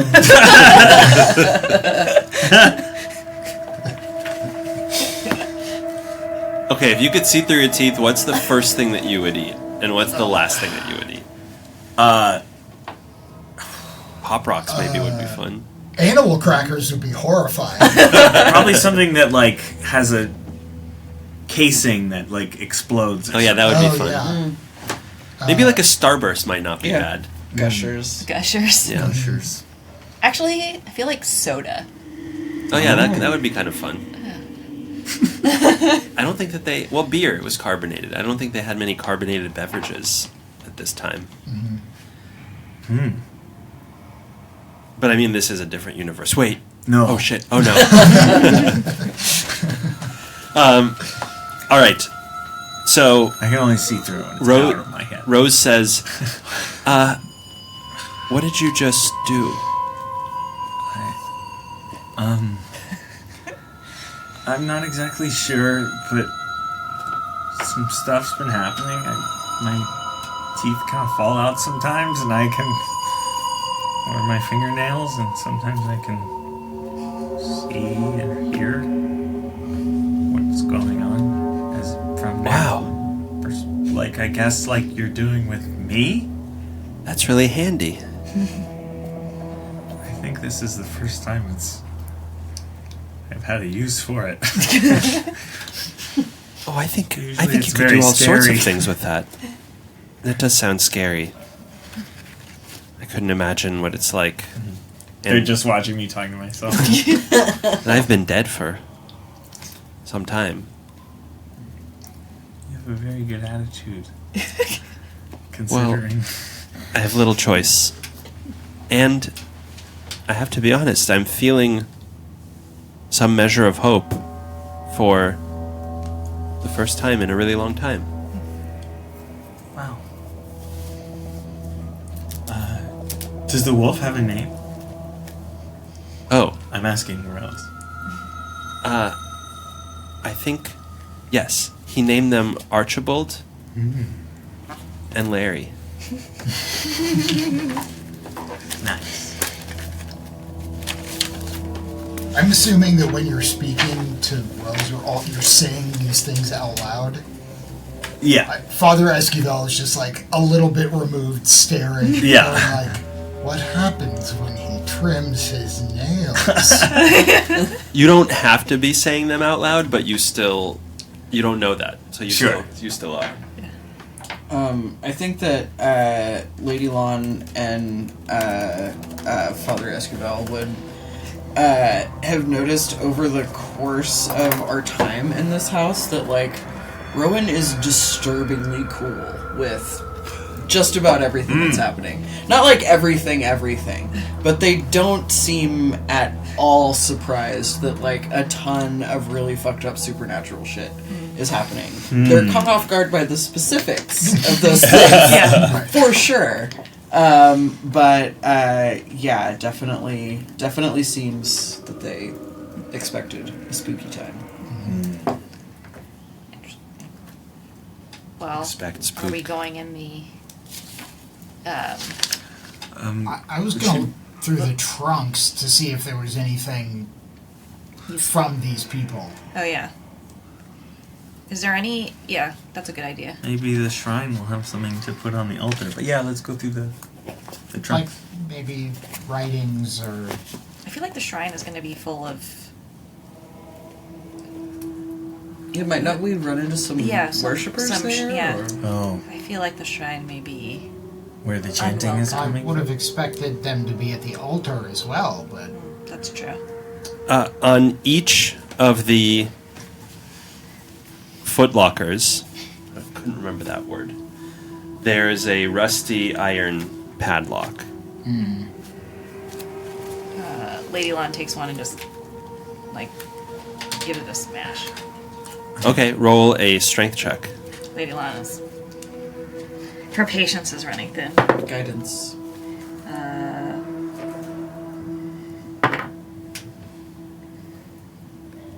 14... 17. So you're in this northeast room now, and the padlock falls right off. It is pretty old at this point and decrepit. In there, you find some currency. My favorite. Yeah, it has. You're not familiar with this coinage, but it looks like there are 11 gold pieces that have stamped on them the face of a very very handsome and young man with sort of pulled back black hair, and 60 silver pieces that have the image of a castle on one side. Okay, wait. 60 gold. 60 silver? Yes, and 11 gold. Ah, something I do want to put in my inventory, unlike bag of bones. You, this might you could buy back some clothes to make up for the clothes that you lost. I should have sad child bones to inventory. Yep. I don't know, it seems your teeth may be more valuable than this. Pity there are no healing potions anywhere. I guess. I'm gonna try to break into the other one. Okay. So there's one here. Shall I roll? Please. Guidance. Thank you. 10. Wow, you guys are too guiding ass. 14 plus a Very D4. guided party. 14. Wait, plus 15. Okay. So you find 3 greenish black gems in a folded piece of black cloth. You can put 3 moss agate on your sheet. I feel like we should be finding, what's the plant in all the Resident Evil movies? Green herb. Green herb. Yeah, that's what I'm looking for. I want some green herb. I left all mine at home. There's 3 other chests. I can say between the two of you, open your them. skills demonstrate that you can open them. So the one in the western room has an eye patch. I thought you were about to say an iPad. I was like, damn. I was like, We can go online and look at what happened. It has Wikipedia. it's like a nice leather eye patch, and sewn into it is a very lustrous carnelian gem. Cool. So mark that if you wish. who wants to take that one? The one I mean, in I the want all this southwest stuff, but I'm not going to be so greedy. has an ivory hairbrush with silver bristles. Oh, I'll take that. I like a good hairbrush. And But I didn't take the eye patch, so I don't know if Rowan or Father Escobar wants an eye patch.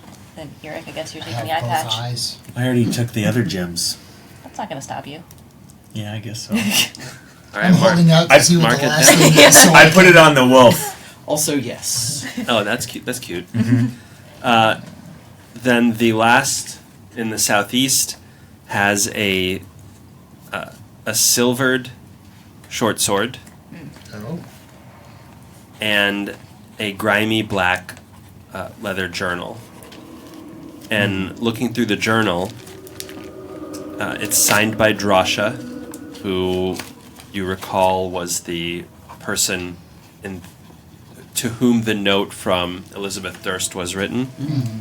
And it has a list of names and physical descriptions for each of the names, and then a gruesome description of a sacrificial death. And in some cases they go into detail about the extent of the person's suffering. So, for example, no sedative administered, or struggled profusely. And looks like gibberish to me. For every entry, it says fed to Walter. Oh. So, you now know the things. You can mark them as you wish. You mentioned before that there was like moss and mushrooms and stuff. That's only in the well, or is that also in this room? That is only in the well. Okay.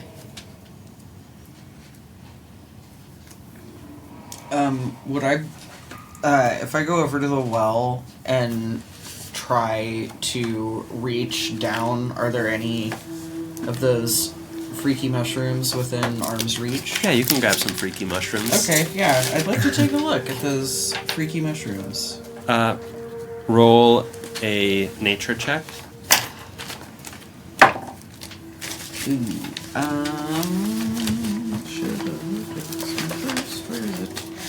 14.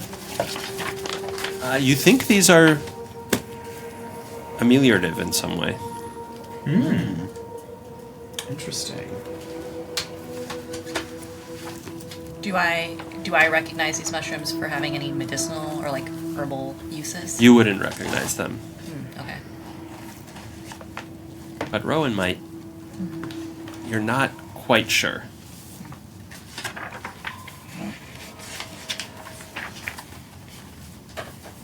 Where to next? I mean, so this like down the stairs area, are there any other ways that exit off of this other than the stairs we came down, or? Yeah, there's some around the corner here. There are some stairs leading up. Oh, okay. Before we leave that room, can I say I'm just curious about these mushrooms. I grab a couple of handfuls and like stuff them in my robe pockets. Grab the mushrooms. Yay!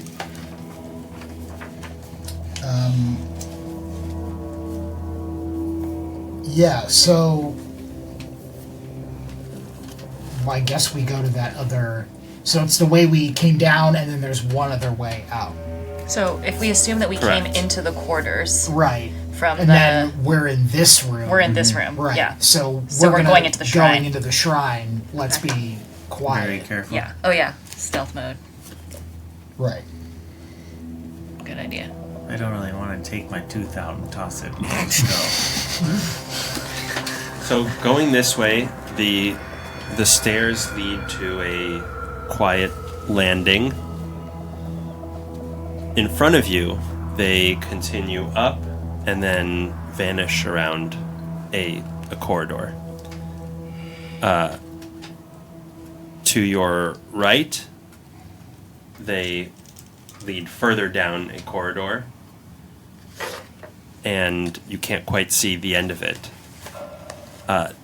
To the south of you, the tunnel seems surprisingly clean of debris.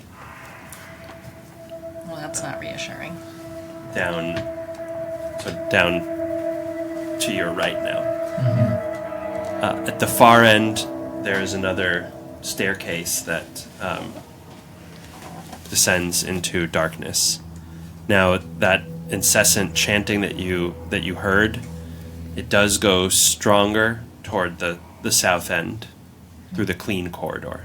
And its source seems to lie beyond the stairs.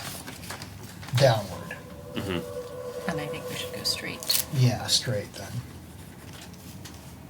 Okay. You proceed straight and enter. But we're stealthy still. Right. You find yourselves here in what looks like a larder and dining hall. There's a big table in the middle. You see a few pots and large candle holders, although whatever used to be here has long since burned down.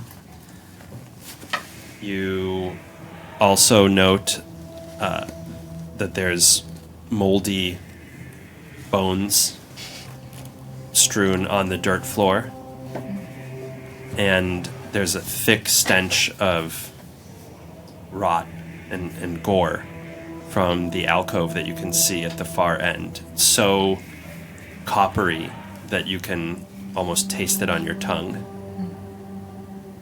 And it looks like some of the bones have been molded into a sort of misshapen pyramid in that alcove on the far end there. I don't like that. Well, I guess this is where they're making all the baby food. This is the Gerber factory. This is the Gerber factory.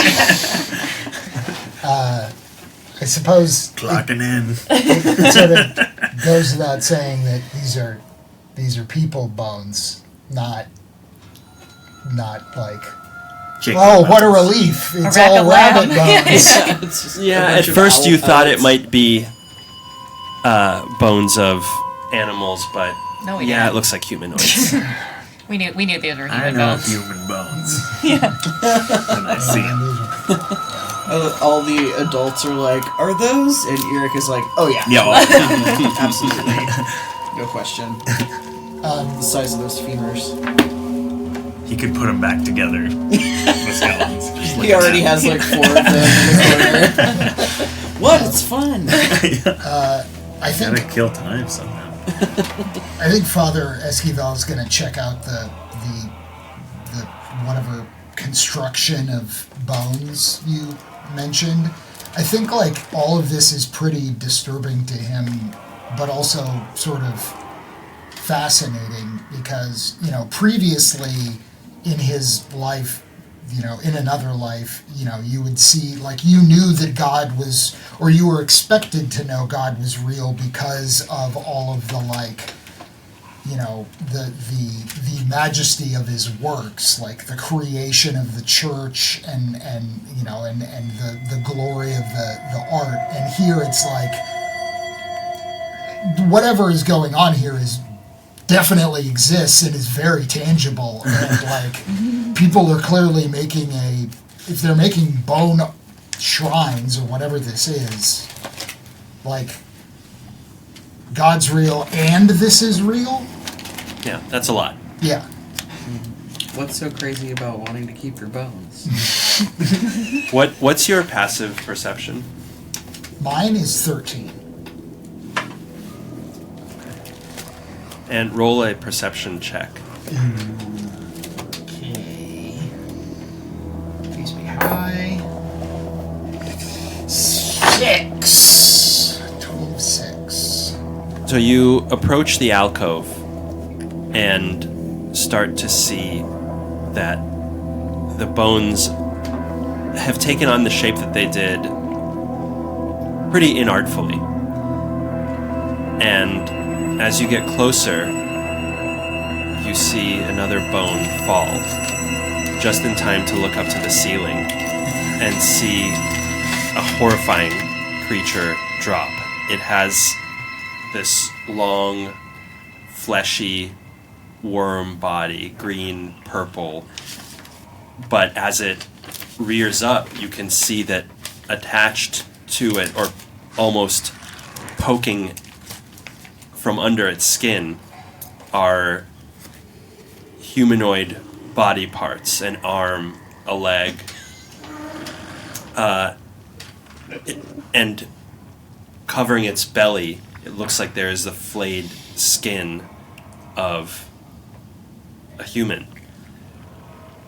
It looks at you for one moment, and its flayed muscles in the front of its face burst open into 4 tentacle-like tendrils. And behind them you see this gleaming white, blood-flecked skull with human teeth that are gnashing and peeking out of this bony beak. And it lets out a, like, and it hurls itself forward at you. And you must roll initiative. Oh my god. Jeez. Are we supposed to assume that's Walter? Maybe. I assume nothing. Yeah, I'm like definitely gonna try the piece of amber thing and. Oh yeah, good idea. Also, I have 4 HP. Oh, What? God damn it! I took 13. The termites did 13 my damage. Yeah. Oh. So. Oh. Okay. Oh, this was the 14. battle Eugene had prepared. Yes. I'm 6. I'm very pleased with this mini. So I do want you to look Beast? at it first. Yeah, that's it. This is a modified man. brick. It is a what? It's a sort of a grick. Oh man, the like viscera between its little tendrils. What a cute little guy. Let me see. Please. Oh. Yeah, as advertised. He's just a sweet little boy. I have seen it multiple times. Like it. He is here, Really. and you are all arranged here. All right, give me those initiatives. Frickin' Grick. 6. 14. 18 somehow. Ooh. 8. No, Rowan. Yep. I cannot cast Bless, by the way. Ah, Okay.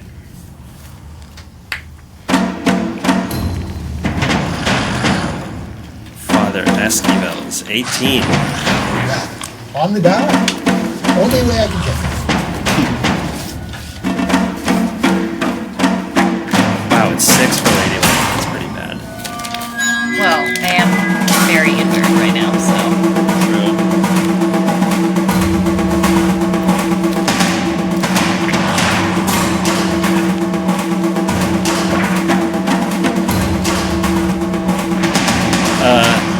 Yeah, this is basically a Grick mod, and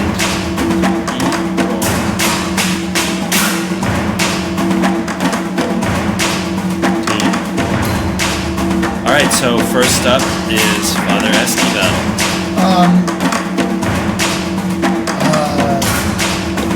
Yeah, I don't think he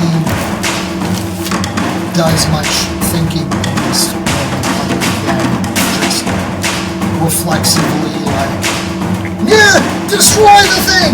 And casts Sacred Flame, so it's a Dex save. Okay. Against 14.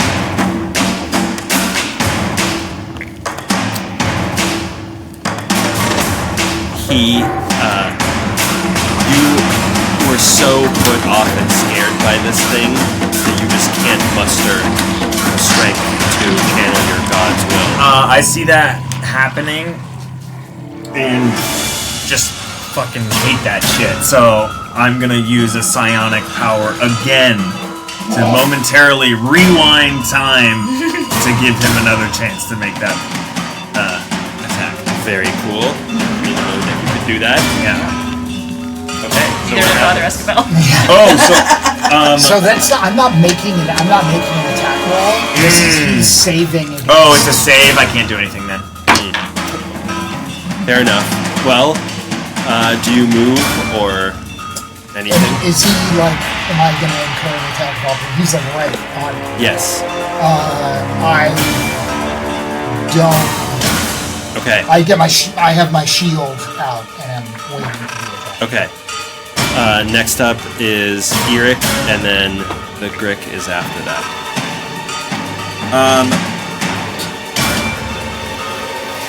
Eric holds out his hand at this thing. The air between him and it starts to get a little bit blurry and fractured a bit. He doesn't exactly know what he's doing, but he is casting Hex. Cool. As a bonus action on this thing. So dexterity, I guess. I don't know. Disadvantage on dexterity. Or no, I'm gonna say intelligence. Okay. And I'm going to. And Hex is a bonus action. Yeah. Right. Okay. Cool. And then as an action, I'm going to do a psychic stab. Ooh. Which is an intelligence saving throw. He makes that sound. He does it like the wolf is doing it. Okay. You see it reel back and almost knocked against the wall behind it. It slithers onto the bones, crushing them underneath. How much damage? Let's see. I can use this, right? 4. Psychic damage. Okay. Next up, he acts, unless you move anywhere. I back away. Okay. So, as Father Esquivel predicted, it's a hungry and bestial thing, not particularly tactical about its choice of targets, so it goes right for you. It makes an attack first with these pulsating purple tentacles looking to envelop you. Your armor class is at... It didn't make it. That's nice. And because it couldn't grab you, it was unable to bite at you with its beak. So we've got Rowan next and then Lady Lund. Yeah, I'm super low on resources. So what I'm going to do, since I don't want to get up in this thing's face, if I can avoid it all, I'm going to take a shot at it with this super cool light crossbow that I found just like an hour ago.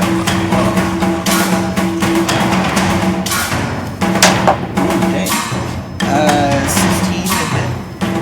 Okay, that does hit.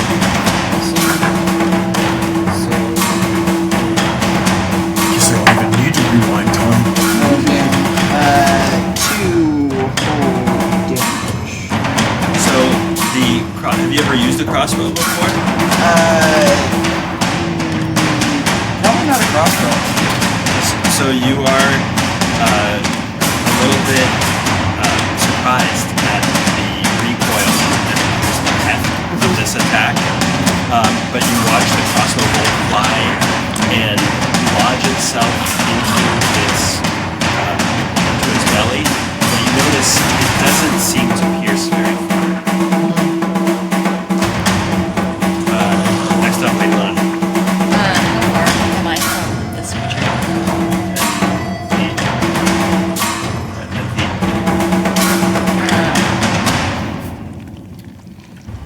Okay, so Lady Lon first puts down the bag of bones. Puts down the 60-pound bag of bones. She sort of says to the bones before. I'm assuming this is not an action, but she sort of says to the bones before. This creature is awake before midnight, so I assume this is not your son. But if this is your son, please give me a sign. And then You already think that's a weird thing to do.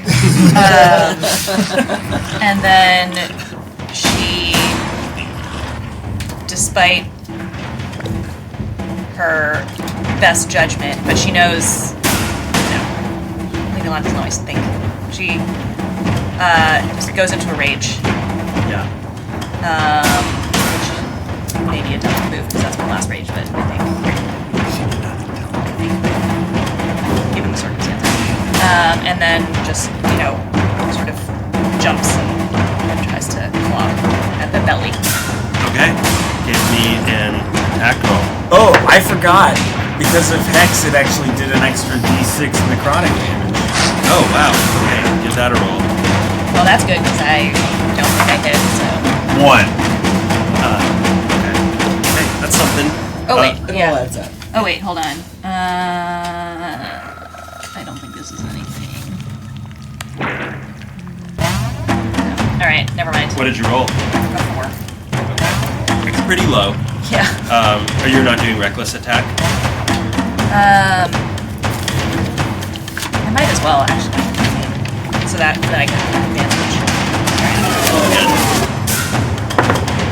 Alright, that's better. Alright, you dig your claw into its skin, but again, you notice it seems to have a very tough armor. No, you do damage still, Okay. but maybe not full damage. Okay. So this does have slashing, in case that's an import. So 2d4,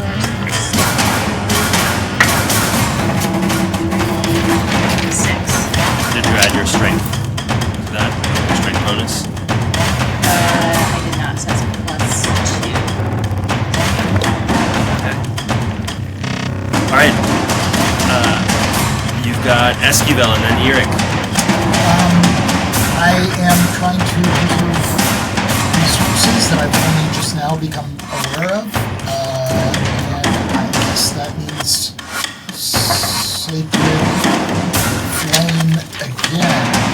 Is there a penalty for Sacred Flame for being in melee range? I don't think so. I don't think there is. There isn't in Baldur's Gate 3. I don't think there is. Okay. Question, how's the silver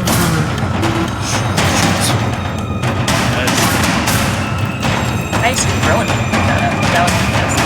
I don't have proficiency in I would not have. martial. Yeah, I don't either. Short sword is simple. I just looked it up. It's martial? No. Oh, so many classes just have short I sword. think- Oh, I think specifically it's- short sword? Yeah. I think it's... Because, like, rogue, I think everybody can use a short bard, sword. can use short swords, but not martial. Equipment, They can't use long swords. Right. Yeah, it's martial. Wow, okay. Alright. None of us can use this thing, huh? Well, we can use it, we just can't add up... Wait, is it silver? Right? It's silver. That seems I important. mean, I could use it, but I don't. You would be making... You wouldn't be adding two You should- to the roll. but- You would be adding... Right, one of but each I to think the since models. it's silver, one of us should have it on then. Oh, well, I do sure. have the silver. Okay, well, I am proficient in it, so I guess. You know, just in case we run into something that needs to be killed by silver. Well, I did take. I forgot to write it. Oh no, I wrote it down. I have the street 3 silver steak knives. Yeah, you. And I have 3 silver coffees. I'll take one of those knives. Okay. That's nice. All right, you can take. Just thought I would... I don't know if this is... I don't know if this is a thing that is vulnerable to that, but... If it seems like regular weapons are not effective. But yeah, I'm Sacred Flame is Okay. So that's dexterity save. Big fat 1. Okay, so that does... Ooh! Rolled max damage. 8 damage. Okay, so it and like just its skin starts to crisp up. Kind of smells good. I like that. And you Lady Lan Here, does it takes not. a Lady bite Lan of one of the disagrees. She rolls does in not his think that smells pocket. good. But Lady Lan is she's been exposed to more bad smells today than do manage to burn off a top sort of layer of its skin, and one of its tentacles sort of falls limp. Eric, your turn. Since I got that hex going, I gotta go with. Oh, by the way, I forgot to say, You got more powers? I developed a power. Since I did it, I had to take on a strain. So, I'll say I'll take on some soul strain. So I have disadvantage on wisdom. Okay. Keep that in mind. Just letting you know. And I will keep it in mind. Yeah. You should get a little tracker. I have that. I have that here. It's on the character. It's part of it. Yeah. Okay. So, and for this turn, I will use my ability of rapid manifestation as a chronopathy psionicist. Right. Of course. To use one of my powers that's normally an action to do as a bonus. Okay. And for that, I will do another of the psychic stab, targeting the intelligence. Intelligence save, huh? Okay. So somehow, probably because it's down to it's just like a parasympathetic nervous system, it manages to withstand the blast. Okay, and I'll see what kind of. Now I have to see what that does to me. Okay, I have to take on another strength. So, you're next time I have to roll this first to make sure I do the thing. I forgot. Okay, fair enough. But both times they have manifested. So, this time I will take on. Oh no. Mind Are these strain. You gotta rest. Yeah. It's like this class is like picture hit dice 11 instead of regaining hit dice. Stranger Things. Like, it's the sort of you can do some powers, but then your nose starts to. Eric's Eric's a little bit of blood starts coming out of his nose. Another tooth just falls He takes on some mind strain, and now I can't take the dash, disengage, or dodge actions. But I'm gonna keep doing shit. I'm stupid.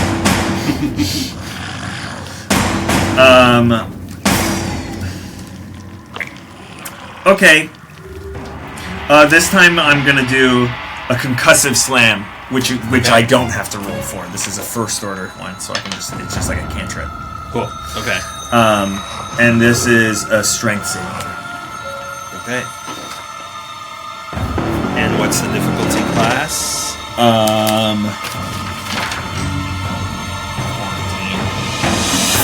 Okay. It just fails. Yeah. Nice. So what do you do? A force just comes, like, just the air. You're not even sure. It's like a piece of reality comes down and hits this guy in the head. So it's a D4. It the air lifts it up somehow and slams it into the low ceiling above it, where there are hanging stalactites. If that's correct. Yeah. C for ceiling. Yes. For ground. Yeah. And it is impaled. Oh! One of the stalactites runs through it, and it begins to bleed out quietly. So do I not roll damage?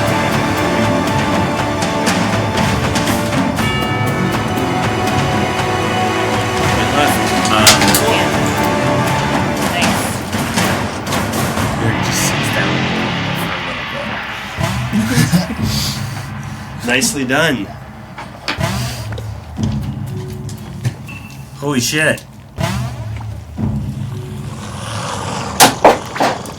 I didn't know what kind of beast that was.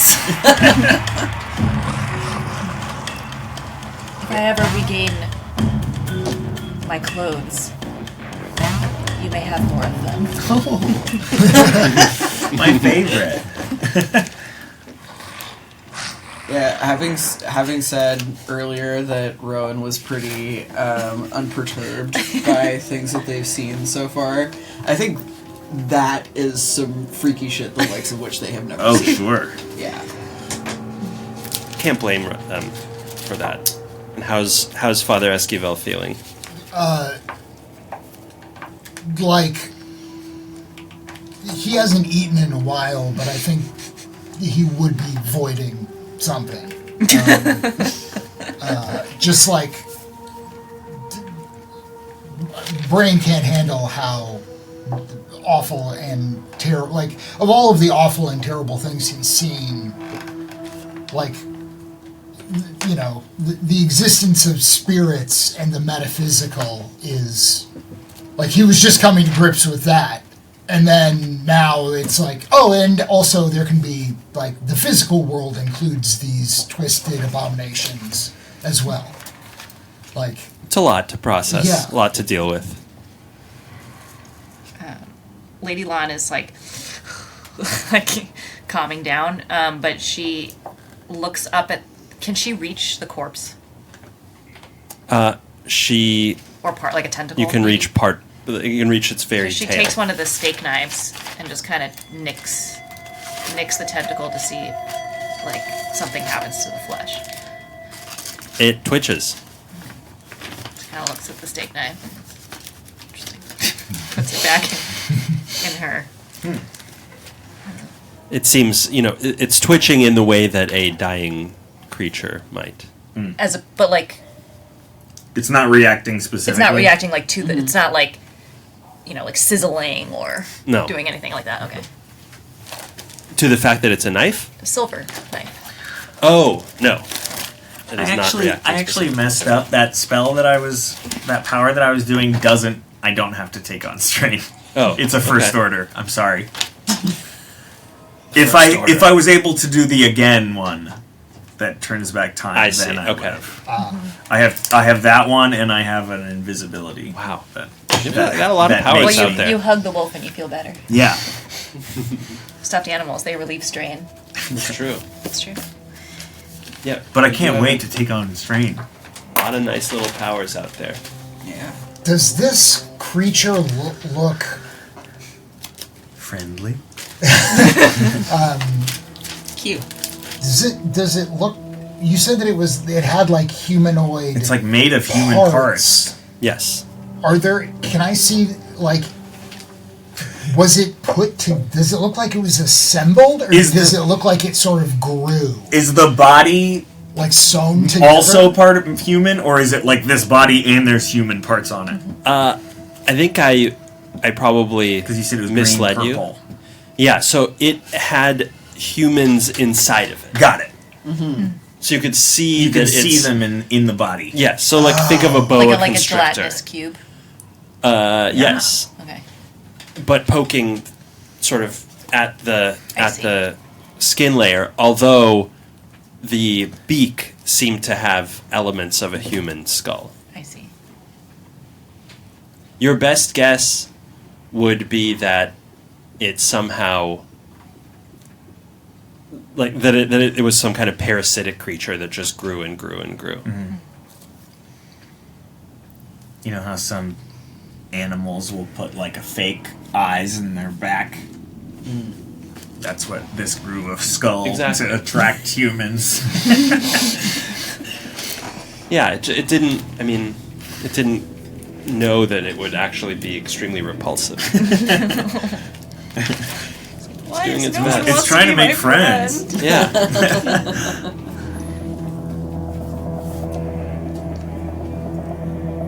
I guess. Is there anything else in this room of like? If we I'm gonna look jump around? on this helicopter. To the north from here is, you believe, the hallway with the crypts, and then to the south is somewhere that you've not been. But wait, the south is where the chanting was coming from. Yes, Okay. roughly speaking. Oh, but this What- is not the same. This is not the same. Yeah, what you passage, saw right? before to the south was some stairs leading down, and it sounded like the voices were emanating up from there.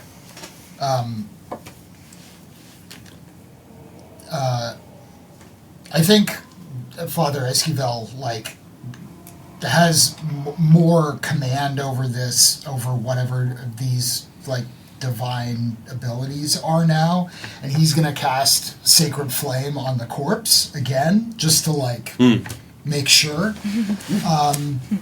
And then check so out... it once again, it chars, and at this point, its tail kind of curls great. up, and the area that Lady Lon cut with the knife becomes sort of caramelized. There's a Maillard reaction that takes place. Good lord. and it does twitch and hiss and but overall it's dead. Noted. The shrine area of bones that I was attempting to check out, does there seem to be anything... I'm looking for what exactly are they worshiping, or why a shrine? What is... Oh, the bones, you're pretty sure, were just the leavings from this thing's meals. Oh, okay. Do we... Yeah, but in terms of what's a shrine for, I mean, can we connect it to that letter? Strahd? Or is that too much of a stretch? Doesn't he talk about having, some kind of servants or acolytes or some shit in that letter? That's kind of what I... Yeah.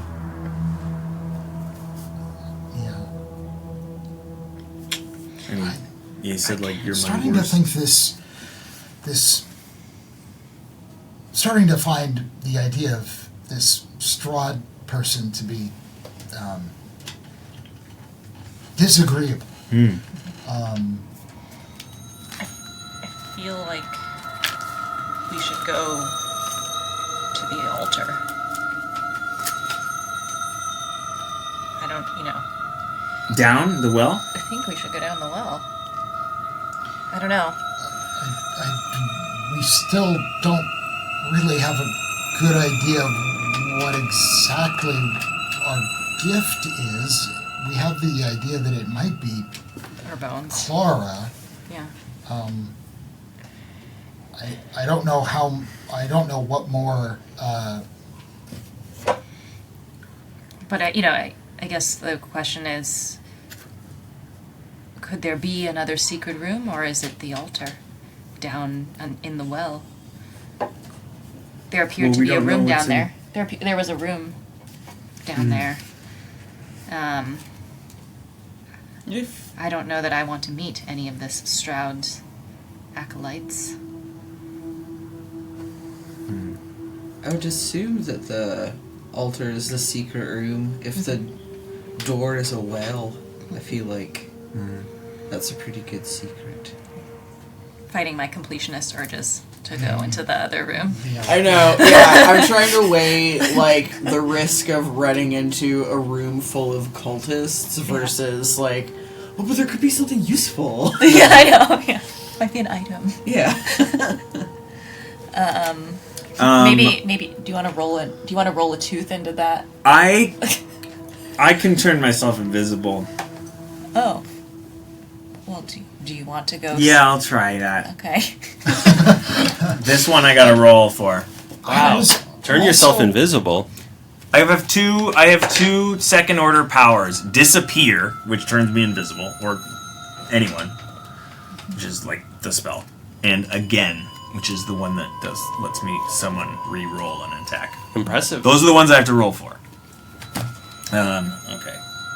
So if I roll, well, what happens now is I take on a strain and it doesn't happen. So my nose starts bleeding and that's it. And you're like, I'm invisible, right? Invisible, and you just start gushing blood out. Yeah. No. So I can try again. Rose says, maybe better not. Yeah, it hurts.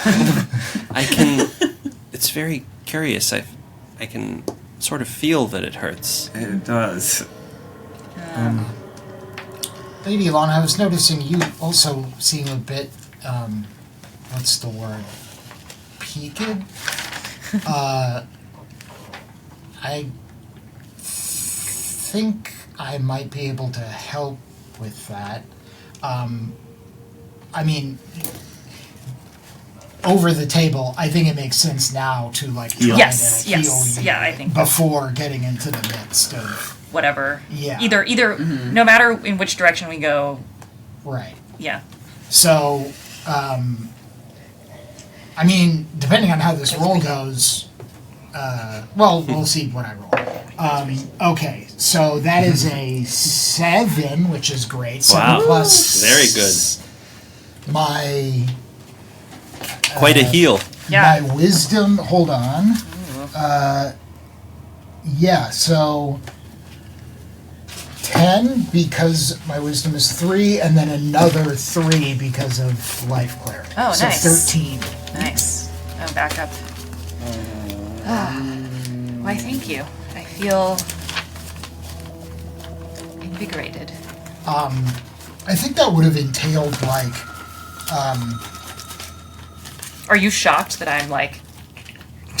yeah, I think that it worked. Like, I think he would have performed, some sort of normal kind of regular, a blessing that you might have performed on someone who's like, I'm feeling ill, Father, and I don't know, what it about, nothing like special at all, nothing,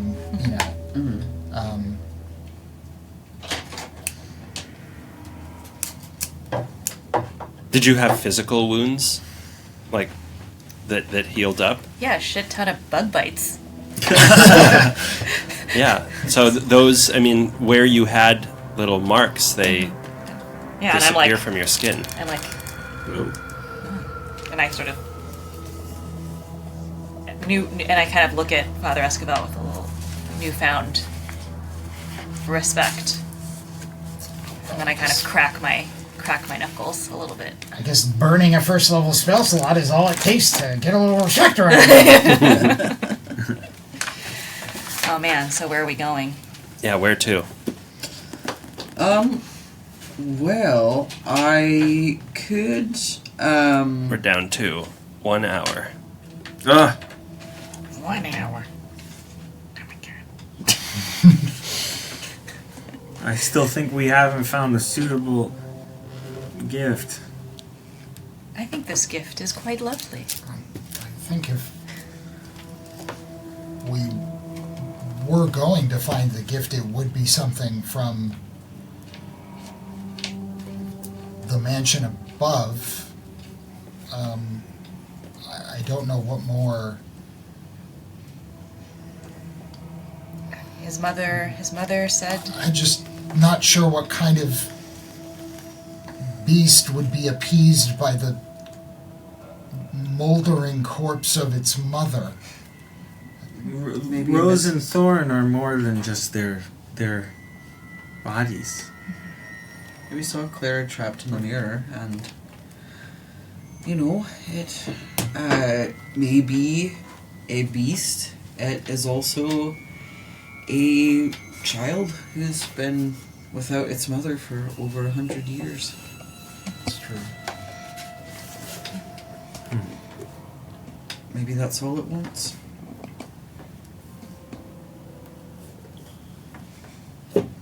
Well, you guys got to make a decision. The time is ticking down. My worry is that we have the right gift, but the presentation will be off somehow. You think we should Yeah, were wrap you gonna dress her Right. up? Yeah. So no.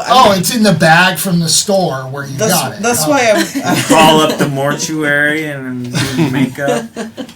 No, I'm wondering if maybe there's something in the shrine about how the beast is usually, appeased, worshipped. Yeah, I think Whatever we that got, might give there's us more to clues. learn, I think.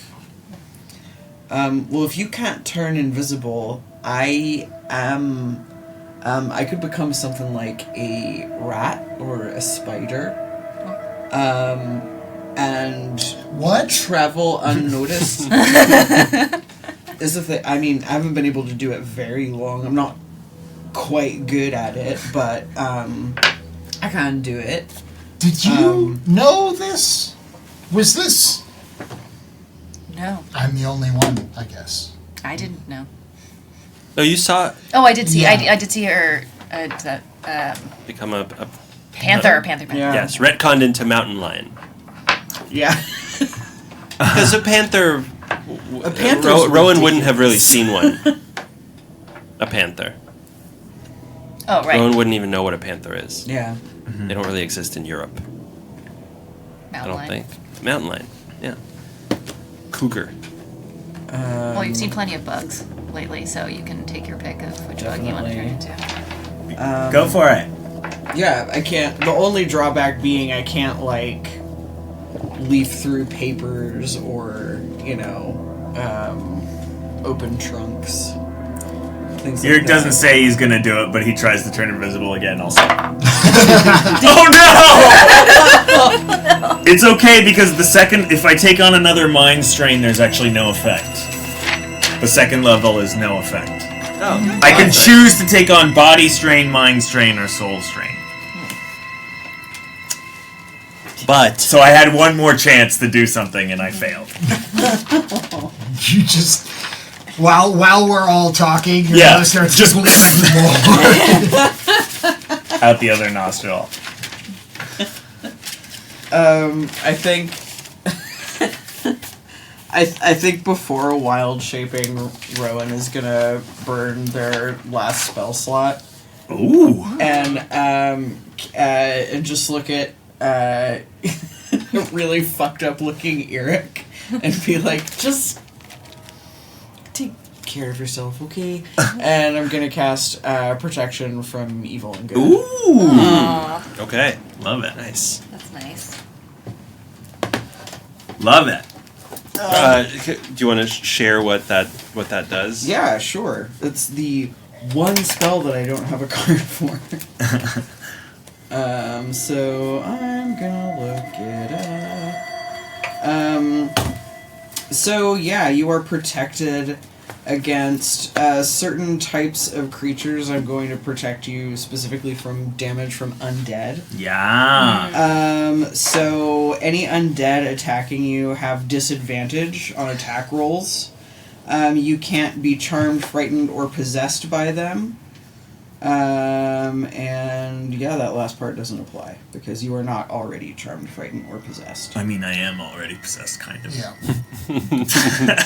It's like Rose is like, ow. she can't damage you. That's good. Okay, where are we going? Thank you. I guess we're going to. Well, I guess Rowan is going to the shrine. Rowan the spider is going to the shrine. And where do you think the shrine is? Down the stairs. I want to attach Right? a tooth to the spider. I thought, or is it to the south of where we are now? Confused about the like how this the map we received pertains to the like layout, but I thought that down was the altar. Yes. Well, I think down. Oh, I see what you're saying. Literally down. Literally down. So, well, it's possible that there's another entrance to the. It's possible. Because we know that the well Yeah. leads to the altar. I mean, we have no idea what's down there or there, and also we were able to see that somehow at least one of the entrances to that room was closed, and we don't know how that opens. So well, then maybe we should go south from the room that we're in right now, as and then opposed go down towards the chanting. to later. Because there's the two. There's like this one right here, but then there was also in the entrance to the room another. They're both facing south, right? Yes. So And there's we have two nothing to be hallways afraid facing of, so south. it doesn't matter really. Oh, if that way is 'Cause it's north, just the we should go spider. this way. Yeah, but Right? there's two ways to go that way. Is it only the spider who's going south? Or going... If this, yeah. Well, into a room that we haven't been, right? Yeah. Yeah. Yeah. So we should go up to a room that we haven't been and then send a spider in. Yeah, since I am a tiny spider, you should Carry me you, with yeah. most of the way, or I will be walking across the hall for the entire tour. So, which are you going back to the corridor you came and then south, or No, are I think you we're just going south. okay south from where you are now? Yes. All right. So you take a few steps and enter another T intersection. So What? to your left is a further hallway. Sorry, to your right is a further hallway, and to the left is a much larger room than the ones you've seen before, other than the one that you saw at the bottom of the well. And the thing that catches your eye immediately is a marble or some kind of smooth and expensive looking stone statue in that room, but you don't really see anything or anyone else. You can peek farther. Yeah. Or spider? Okay, so Spider, you head farther down into the room, and what you see here is along the walls, moldy skeletons in shackles hang from the ceiling. And their mouths are all open and leaning. Thank you for that. On the wall in the east, there's a wide alcove, and in that alcove is the statue that I mentioned before, a gaunt, pale-faced man wearing a voluminous black cloak with his left hand resting on the head of a wolf that's standing calmly beside him, and in his right hand is a smoky gray crystal orb. Mm-hmm. The man's gaze stares down at you, seemingly. It like little spider me. It feels that way. Wow. Weird. Roll a perception check. Alright. Do they get advantage because spiders have like 8 million eyes? I don't No, know. when you wild shape, you keep your own stats, yeah. but when you polymorph, you do get. You keep your own int and whiz stats, right? Yeah. 20. Okay.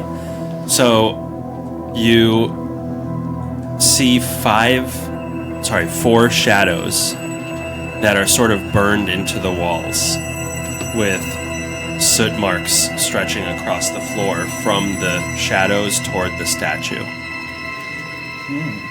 But the shadows are not shadows of the statue. They're humanoid creatures, vaguely speaking. You can also hear there's an exit to the west, that's where you came from, and one to the south. West and south, the one that you came from, and then one at the far end of the room. And you also notice a part of the wall on the north end of the room, up here, that seems like it's hiding something. Interesting.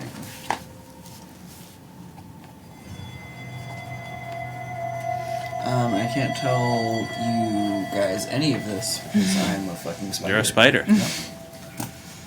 So I noticed it and I'm like, that's super interesting. And yeah, and I think after I've like sort of given the room a little once over, I'd go back. Okay. So you head back over to the T where you guys were hanging out.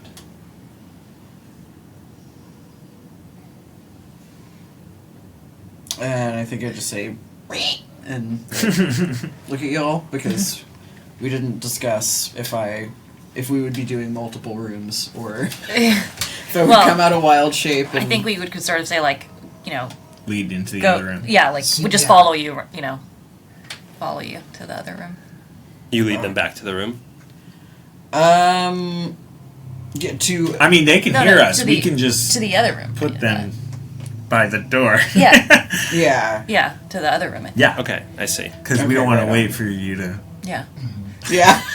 Everyone follow me. Okay. Can Rose and Thorn still talk to each other? They can't talk to each other. But I can talk to... If you have a question, let me know. No, I was just... Yeah. What is Thorn thinking of all this? Spider... Yeah. How does Thorn enjoy being a spider? You ask him. It's a little similar to being dead, because you can move through things that otherwise you weren't able to before. So that's interesting. The eyes thing is really weird, because it really does feel like I have a lot more eyes. There are 4 for each of us, really. Yeah, but can we split them up? Sure. Do you want to take the left and I'll take the right? I'll take top. Sounds good. So, you head to the room with the statue? No, the other room. Okay. Yeah, different. The one that we don't know what's in it. This way. So, there's another intersection now. So I'm there's totally lost. Back, there's south, and there's west. West is leading to that quiet and very clean corridor that you noticed before. Okay. And the stairs down from where you can hear. I think that's where we really want More the of the spider chanting. to go, right? Because that's where we think the shrine is, right? Down the stairs. The shrine or the altar? The shrine, where we think those people are chanting, right?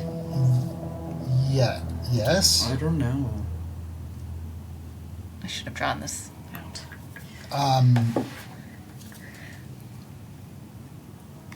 Well, the Oh, you forgot to do the thing where you were going to put it up there, remember? Yeah, I guess I could do that next time. Yeah. Maybe even over here. A little. Laptop One of our or extra something. monitors. Nice. are we like trying to go to where we think Walter is going to be, or are we looking for more clues? I think we're looking for more. We have an hour. Then we should go south, right? Because that's more okay. Yeah. Yeah, I feel like the clean corridor is probably the last place we want to go. Yeah. Yep. Okay. Yeah. Okay. Let's go do it. south. Okay. You take a step south, and you feel a rumbling at your feet. And you see a hand reach up from the ground, and then another. We give it a high five. And then a couple feet next to you, 2 more. Oh. I knew this.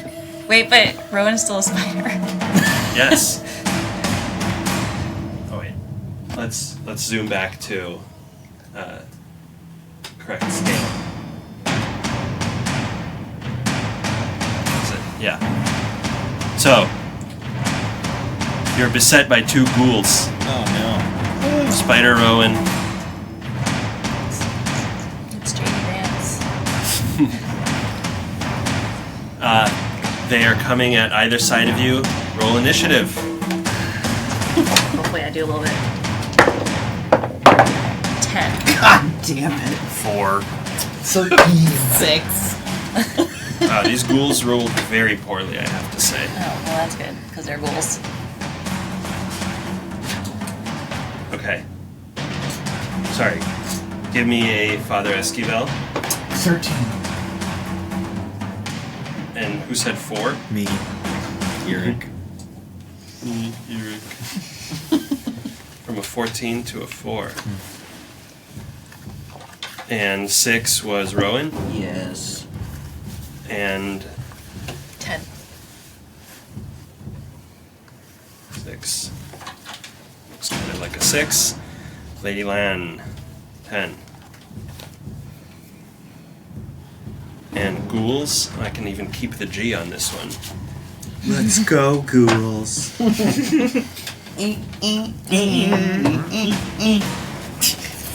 Okay. Wow. First up, we have once again Father Esquivel. Totally crazy.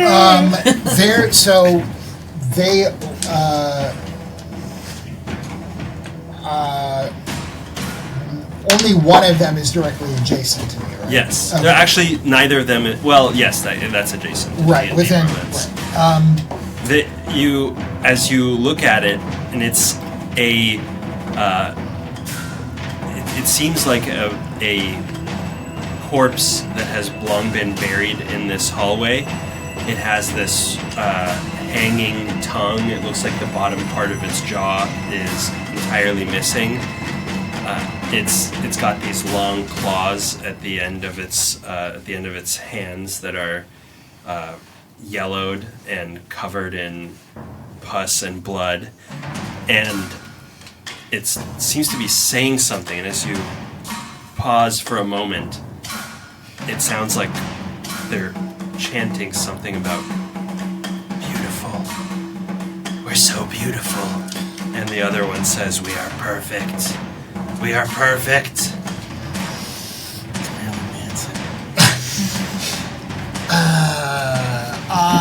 Yeah, I. Yeah. Yeah, you are totally. No one said you weren't. Heard. Going to continue to save my resources and do Sacred Flame on the one who is closer to me, Nick the PC. So the Okay. one that's adjacent to me and Eric. Yes. So that's a dex save, right? Yes. Surprisingly dexterous, these creatures. But it still fails. Hell Nice. yeah. And I rolled max damage again. Wow. 8 damage. Okay. Wow. Impressive.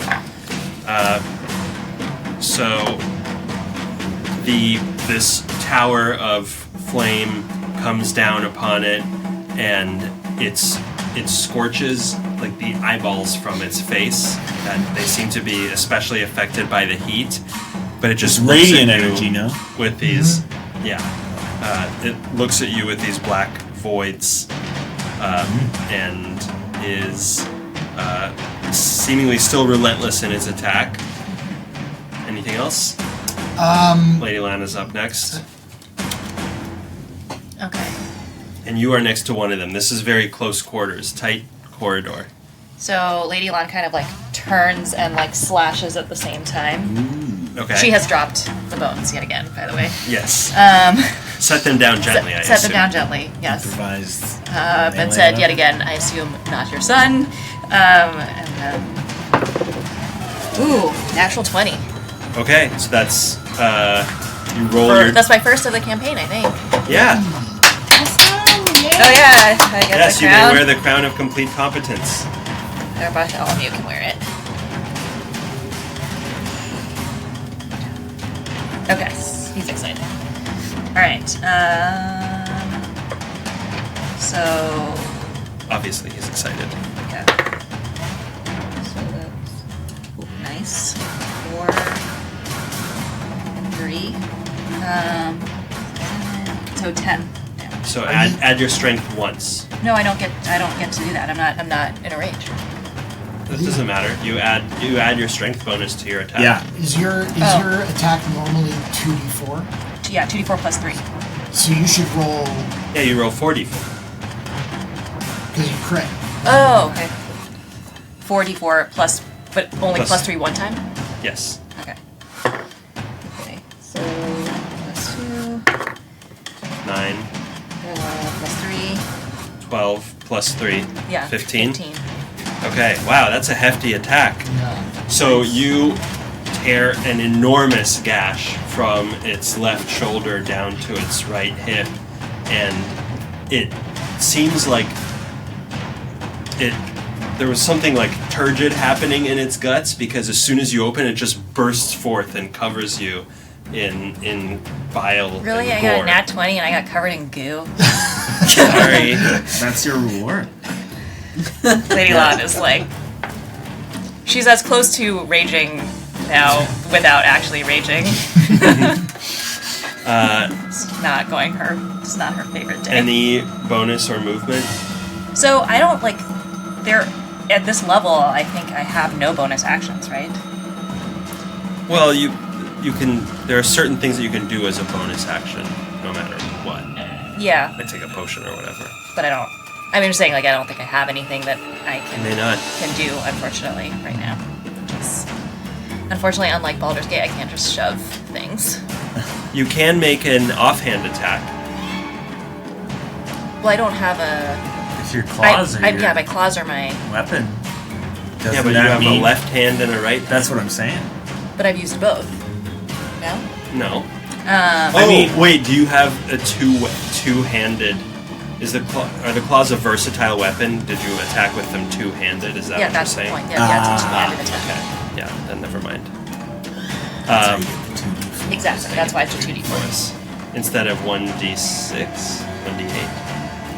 No, it was I think 1d6. Okay. Yeah. All right.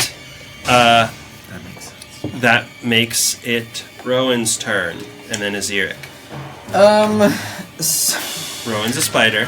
Yeah, I'm in kind of a shitty position because this is my last wild shape charge.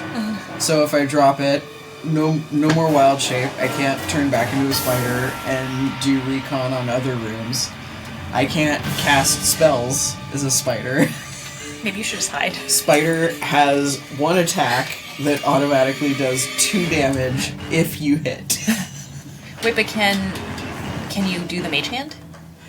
No, I can't cast any spells. Yeah, I think Spider's just going to avoid getting hit, I'm just going to jump on a wall and try to hide with my action. Okay. You can successfully hide because these things are not. Don't even notice you. Yeah, they're Do not they tracking a have great spider. eyesight for spiders in the dark? Yeah, they're not going to be able to track this spider. Okay. So you are successfully hidden. Eric? Eric holds out his dagger. Let's see.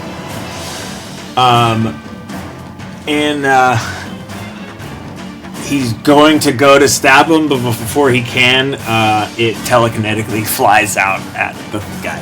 Ooh. What are you stabbing with? What's that? What are you stabbing with? The steak knife? Just my regular dagger.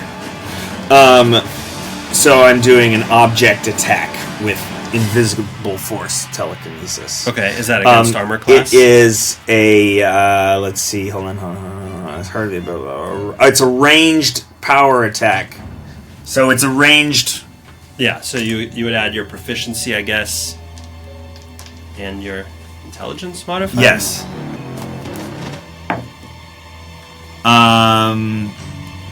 12. Okay, that is enough to hit the ghoul. All right.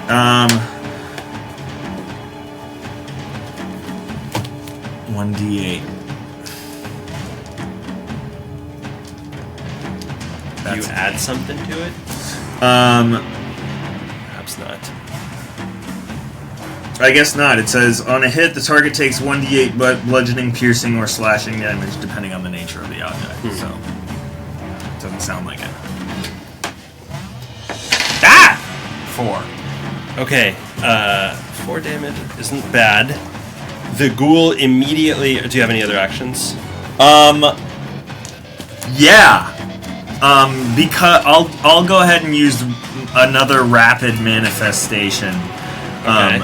To do just another concussive slam on it. So a strength saving throw. Strength save.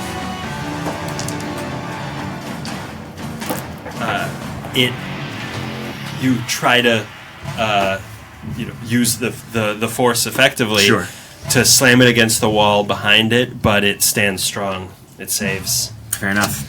That's my turn. and it wheels around and bears these vicious-looking fangs and bites at you. Oh no. And it's rolling with disadvantage because of Yeah, that's what I was about to say. protection from Yeah. danger. And that's good because it got a natural 20. Thank God. Ooh. Although the second one is a 16, so that's going to be a hit, and it is going to deal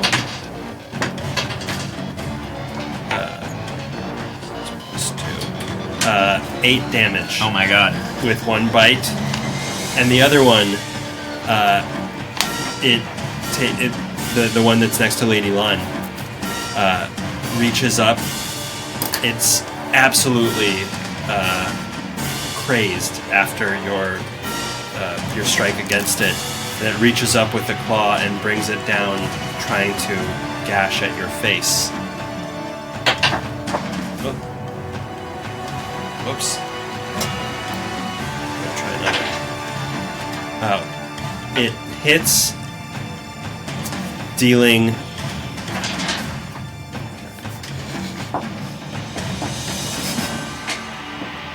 9 damage, and make a Constitution save, please. Oh boy. Okay. 18. Okay. You feel a flash of like hot energy where it cut across your face, but you are able to wince through it. What was the damage again? 9? 9. Oh, just get. Boy, you guys have used a lot of your resources, huh? Father Esquivel, you are next, and then Lady Lon. Yeah. I can I tell how in what shape they look like? They both are pretty hurt. Okay. Then A solid sacred flame would, Right. you believe, be enough to finish either one of them off. yeah, I'm gonna Sacred Flame the one that I did before. Okay. Oh yeah. So deck save. Yeah. Okay, it fails. Okay. I swear that it is another 8. You can You've see I can just, see. It's true. you've just you figured out how exactly to roll Yes. it. We're So rolling a lot better today than we did last time, by the way. Last time it was it was no goes good. up, and all that's left after this fire just rages up from its legs to its head is a pile of ash and bone. It's not fire though, it's radiant energy. Jesus fuck. Can I use after that? Can I use my move action to switch places with Lady Lon? You're trying to castle? Yeah. Yeah, You can do that? yeah, I think so. Cool. If Lady Lon agrees, you can Right. sort of shove her, and you can occupy the same space momentarily as a friendly creature. So I'm cool I'm with a that. little boy. Fine. Well, but I That don't- one's dead. Thank you. But I think both of you would take an attack of opportunity. That's the problem. Oh, Oh, yeah, maybe don't Right. do that. Yeah. Okay. So is it my turn now? Yes. Okay, so I'm going to do reckless attack. Because I'm just gonna. Yeah. I'm done. I'm done with this gentleman. Well, that's good. Hopefully we'll do better than that roll. Nope. Oh, wow. Okay, very bad. 3. Okay. Again. Ah! Let's see if I can make this happen. Or if I'm gonna hurt myself. So you're reversing time? Yeah. Oh, Okay. No. you hurt yourself again? I've rolled a 1 every time. You keep hurting yourself. All I have to do is roll above a 1 Yeah. Okay. on this D4. Rowan, you're up next. Okay. You're still hiding as a spider, I assume. Yeah. Thank yes. this strain doesn't do anything to me. Thank you. Eric is next. Oh God. You're. Oh, me now? Yes. Yeah. I can take on 6 before I'm dead, by the way. Okay. Yeah. But you don't really know that. No. True. But I know. Yeah. Probably once you get to 5, you're like, I feel bad. Yeah. This boy is getting more and more I think I should strange. get another one. I'm going to.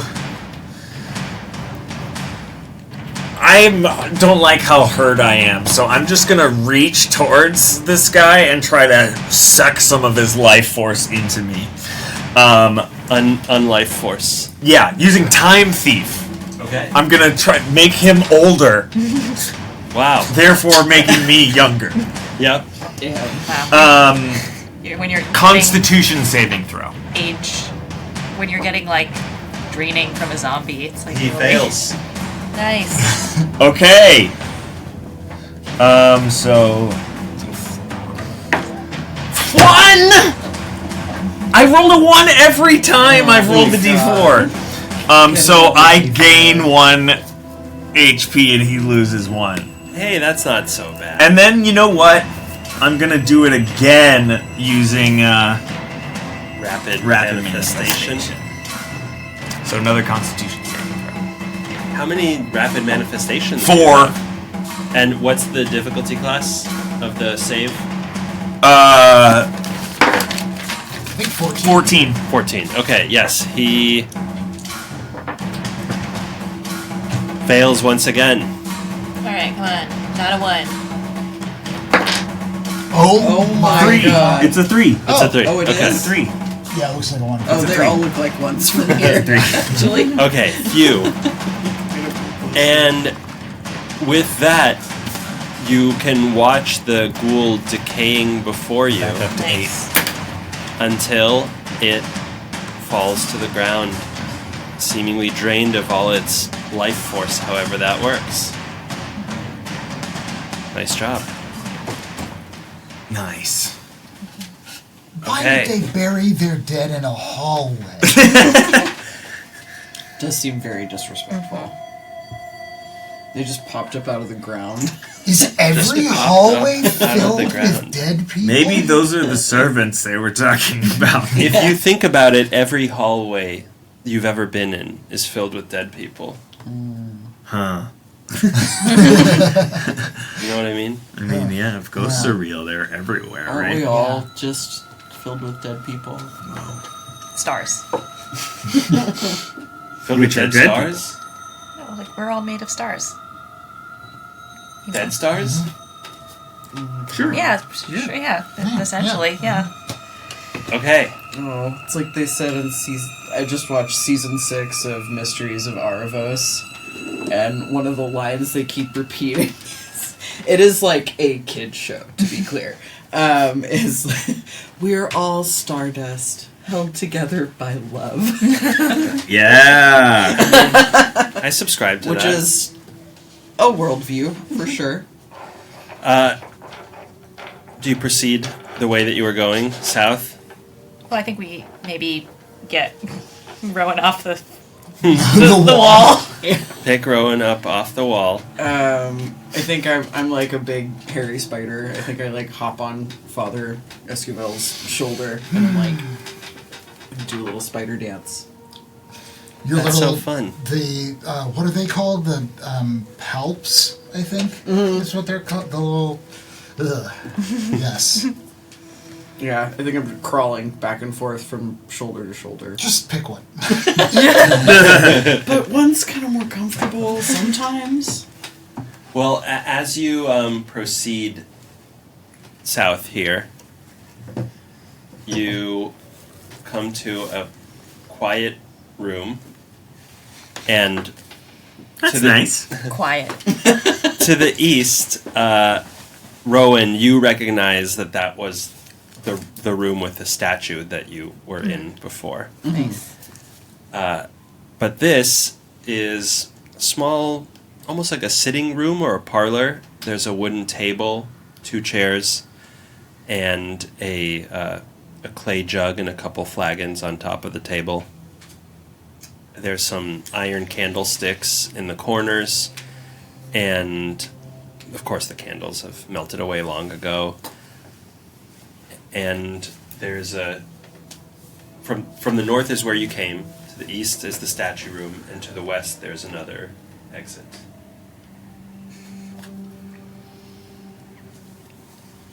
I guess. You hear the dripping of the condensation from the top of from the ceiling. Is there anything in the jug?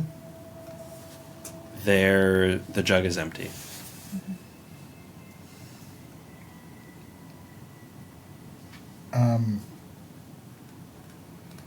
Wait, are we still waiting outside, or are we in there? You are in the room. Oh, okay. Well, then I guess is there anything else, like any other decoration or anything in this room? No, it's very plain. Okay. Then I guess we keep going. Yeah, to the... Keep To the south. west? To the west, yeah. Okay. This room to the west has a large wood-framed bed, nicer than any of the ones in the other quarters that you saw, and a mattress that you can tell used to be quite luxurious. Quite luxurious, because it has some feathers poking out of it. Although years of disuse have made it completely unusable at this point. There's an old wooden wardrobe carved with really off-putting demonic faces on the east side of the room. There's a wooden footlocker at the base of the bed, and the stench of death that has by now become quite familiar to you is strong in this room, stronger than elsewhere. Every breath, it sort of fills your lungs and even your mouth. I guess I open the footlocker. You open the footlocker, and laying on top of whatever is inside, you see Gustav Durst's face, except it is completely flat. Oh, skinned him. And at the same level as the rest of his skin, seemingly. His skin is all folded up in there. I just lower the lid back down. As you lower the lid down, it starts to move and maybe begin to reach. Slam it shut. Yeah, I slam it shut. Okay. Is there anything heavy in the room? There's a wardrobe. Oh. Let's make sure it stays shut. Yeah. Okay. Is there some sort of like lock mechanism in there? Or like is there like a latch of some kind? No. So it's just like a box basically. The lid starts to lift up ever so slightly. Jump on it, stomp on it, sit on it. Yeah. I mean, I would you sit do? on it for the time. What Yeah, would you yeah. do? I mean, I sit on it. Okay. You can feel it pushing up against you. Against your butt. Against your butt. Can I try to lift up the bed and move the bed onto the footlocker? Yeah, that's not hard to do. Okay. I'm like, move. And I do that. Okay. And then sit on the bed. Yeah. And then we all... It seems never to be now pounding pretty hard against the footlocker, but is unable to move the bed that's on top of it, for now anyway. Great! I really hope that Walter does not want Mommy and Daddy, because I do not wish to open that again. This feels a little silly considering the circumstances, but Should we see if there's anything usable in the wardrobe? Yeah. But the footlocker was not like a mimic. It was just like No. okay. No, it just had It was something. just It a just had skin something in guy. trying common? to Okay. escape. Just a seemingly. skin guy. There now there was to be stuff free. in there. Oh, under the skin. Scarlett Oh. Johansson. I mean, I figured there was. There's probably like 5 healing potions in there. There's 4. But I don't know that you can.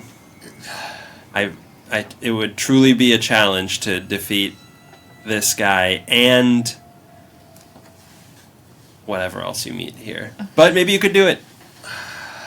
He does have a pretty cool mini. God. God damn it. The Skin Man? Is it worth it to try to... But we don't. I mean, we wouldn't know what's in the thing. No. Yeah. So Oh, sorry, I misjudged what was going to happen. Okay, it ended up somewhere behind you, went over your head. Yeah. Well, now you won't be able to fight him. I'm not going to move my feet until Yeah, I I know don't where see... it is. I think it might have... well, the only it's pretty advantage that durable. we have is we can prepare all of our actions before we reopen the thing. Yeah. So that That we're like, we attack it surprise, all essentially. at the same time. yeah, Well, he's not going to be surprised. surprised, but essentially, like, Right. that's the only. But I still don't know if that's worth it. I Yeah. feel like. Have it a mage hand Oh, yeah, holding a that's knife right Definitely him. there.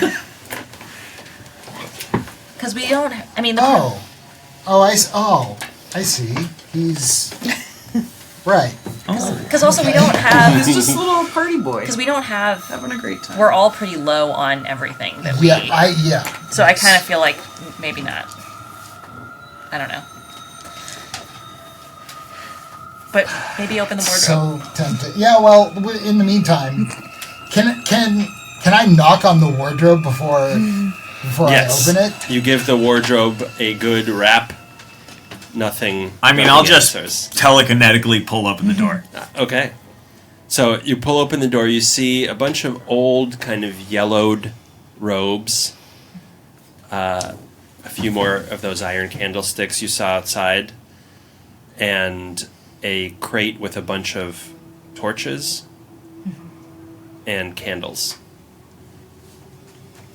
There's also a really strong aroma of rotting coming from the wardrobe. But not as strong as from the chest. I think we Guess- GTFO. Yeah, I guess I would take the torches just to have torches. Take a few torches. Because healing potions are not really worth much if we have to lose the equivalent of the healing potions Yeah. in order to obtain them. Yeah. We could just try to light the box on fire and then see if anything survives. That's interesting. We are. I mean, the whole, like, smoke in a crypt situation. Yeah, we're underground, aren't yeah. Could get kind of bad. Yeah, it is a small room. we? That would be the funniest way to die in this movie. Yeah, smoke inhalation. Yeah. Session 3, die with smoke inhalation. Trying to The first haunted Trying house. to get healed. sneakily kill the Skin Man. All right. So we're moving on. Yeah. Okay. Okay. So, Eugene painted that mini. no, that one I didn't paint. So that's okay. But I did place the stuff in the chest. And he'll live the rest of his days under that bed. But I'm getting worried about your resources. It's probably, I don't know. Maybe you'll find another cloak of protection somewhere. Another chain shirt. So, you head back the way you came, right? And it's you're going. The idea is you're going to the stairs, past the ghouls. Back past the ghouls. Well, at this point, my sense of direction is bad, as you know. What have we not explored other than down the well at this point? The stairs. I thought we just went down the stairs. No. Oh, okay. Then I guess we keep going down the stairs. These are the stairs. So you... Are the stairs at the end of the clean corridor? Yes, but you aren't going through the clean corridor. Okay. Because you've gone around. And the staircase is, like I mentioned before, it's... the chanting gets stronger and stronger. And it's this dark set of chiseled steps carved into the stone at the bottom. It's clear that the origin of the chanting is coming from here, and it's never been stronger. And yet, as soon as you get to the landing... Well, I think at this point we would be probably pretty stealthy and maybe would let Rowan go. Like, if we're hearing the chanting. Right. Yeah. So Rowan goes first? Yeah. Okay. So you stop at a landing, at a bend, and you're I don't know how many heart spiders have. I think they have one. What do you think they got going on heart wise? I generally guess one if I don't know. Yeah. Well, your heart is beating very fast, even as a spider, and it probably was already pretty fast to begin with, but here even faster.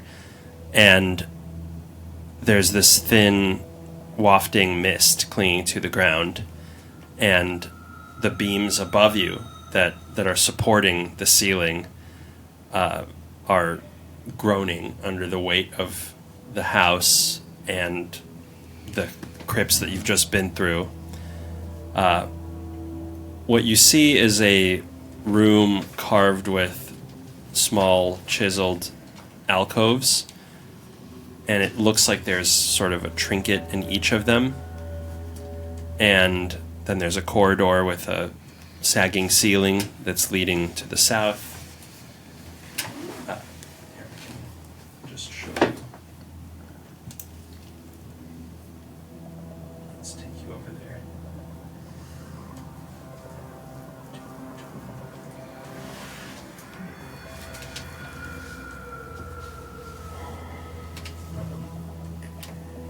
The torch. There we go. Okay. So, as you head down, you see this room. It's in the corner. Yeah, can you move it? Oh, yes. Whoopsies. There we go. You can see a stone slope that descends into some black, murky water from the left-hand portcullis out of this room. And the ghostly chant that you've been hearing ever since you entered this room ever since you entered this downstairs area, now comes more into focus, and it is emanating from beyond that closed, rusty portcullis, and it is finally legible. He is ancient. He is the land. Have we gone down enough stairs? Wait, hold on. That was a dramatic ending. Oh. Okay. We'll pick it up next week. Okay.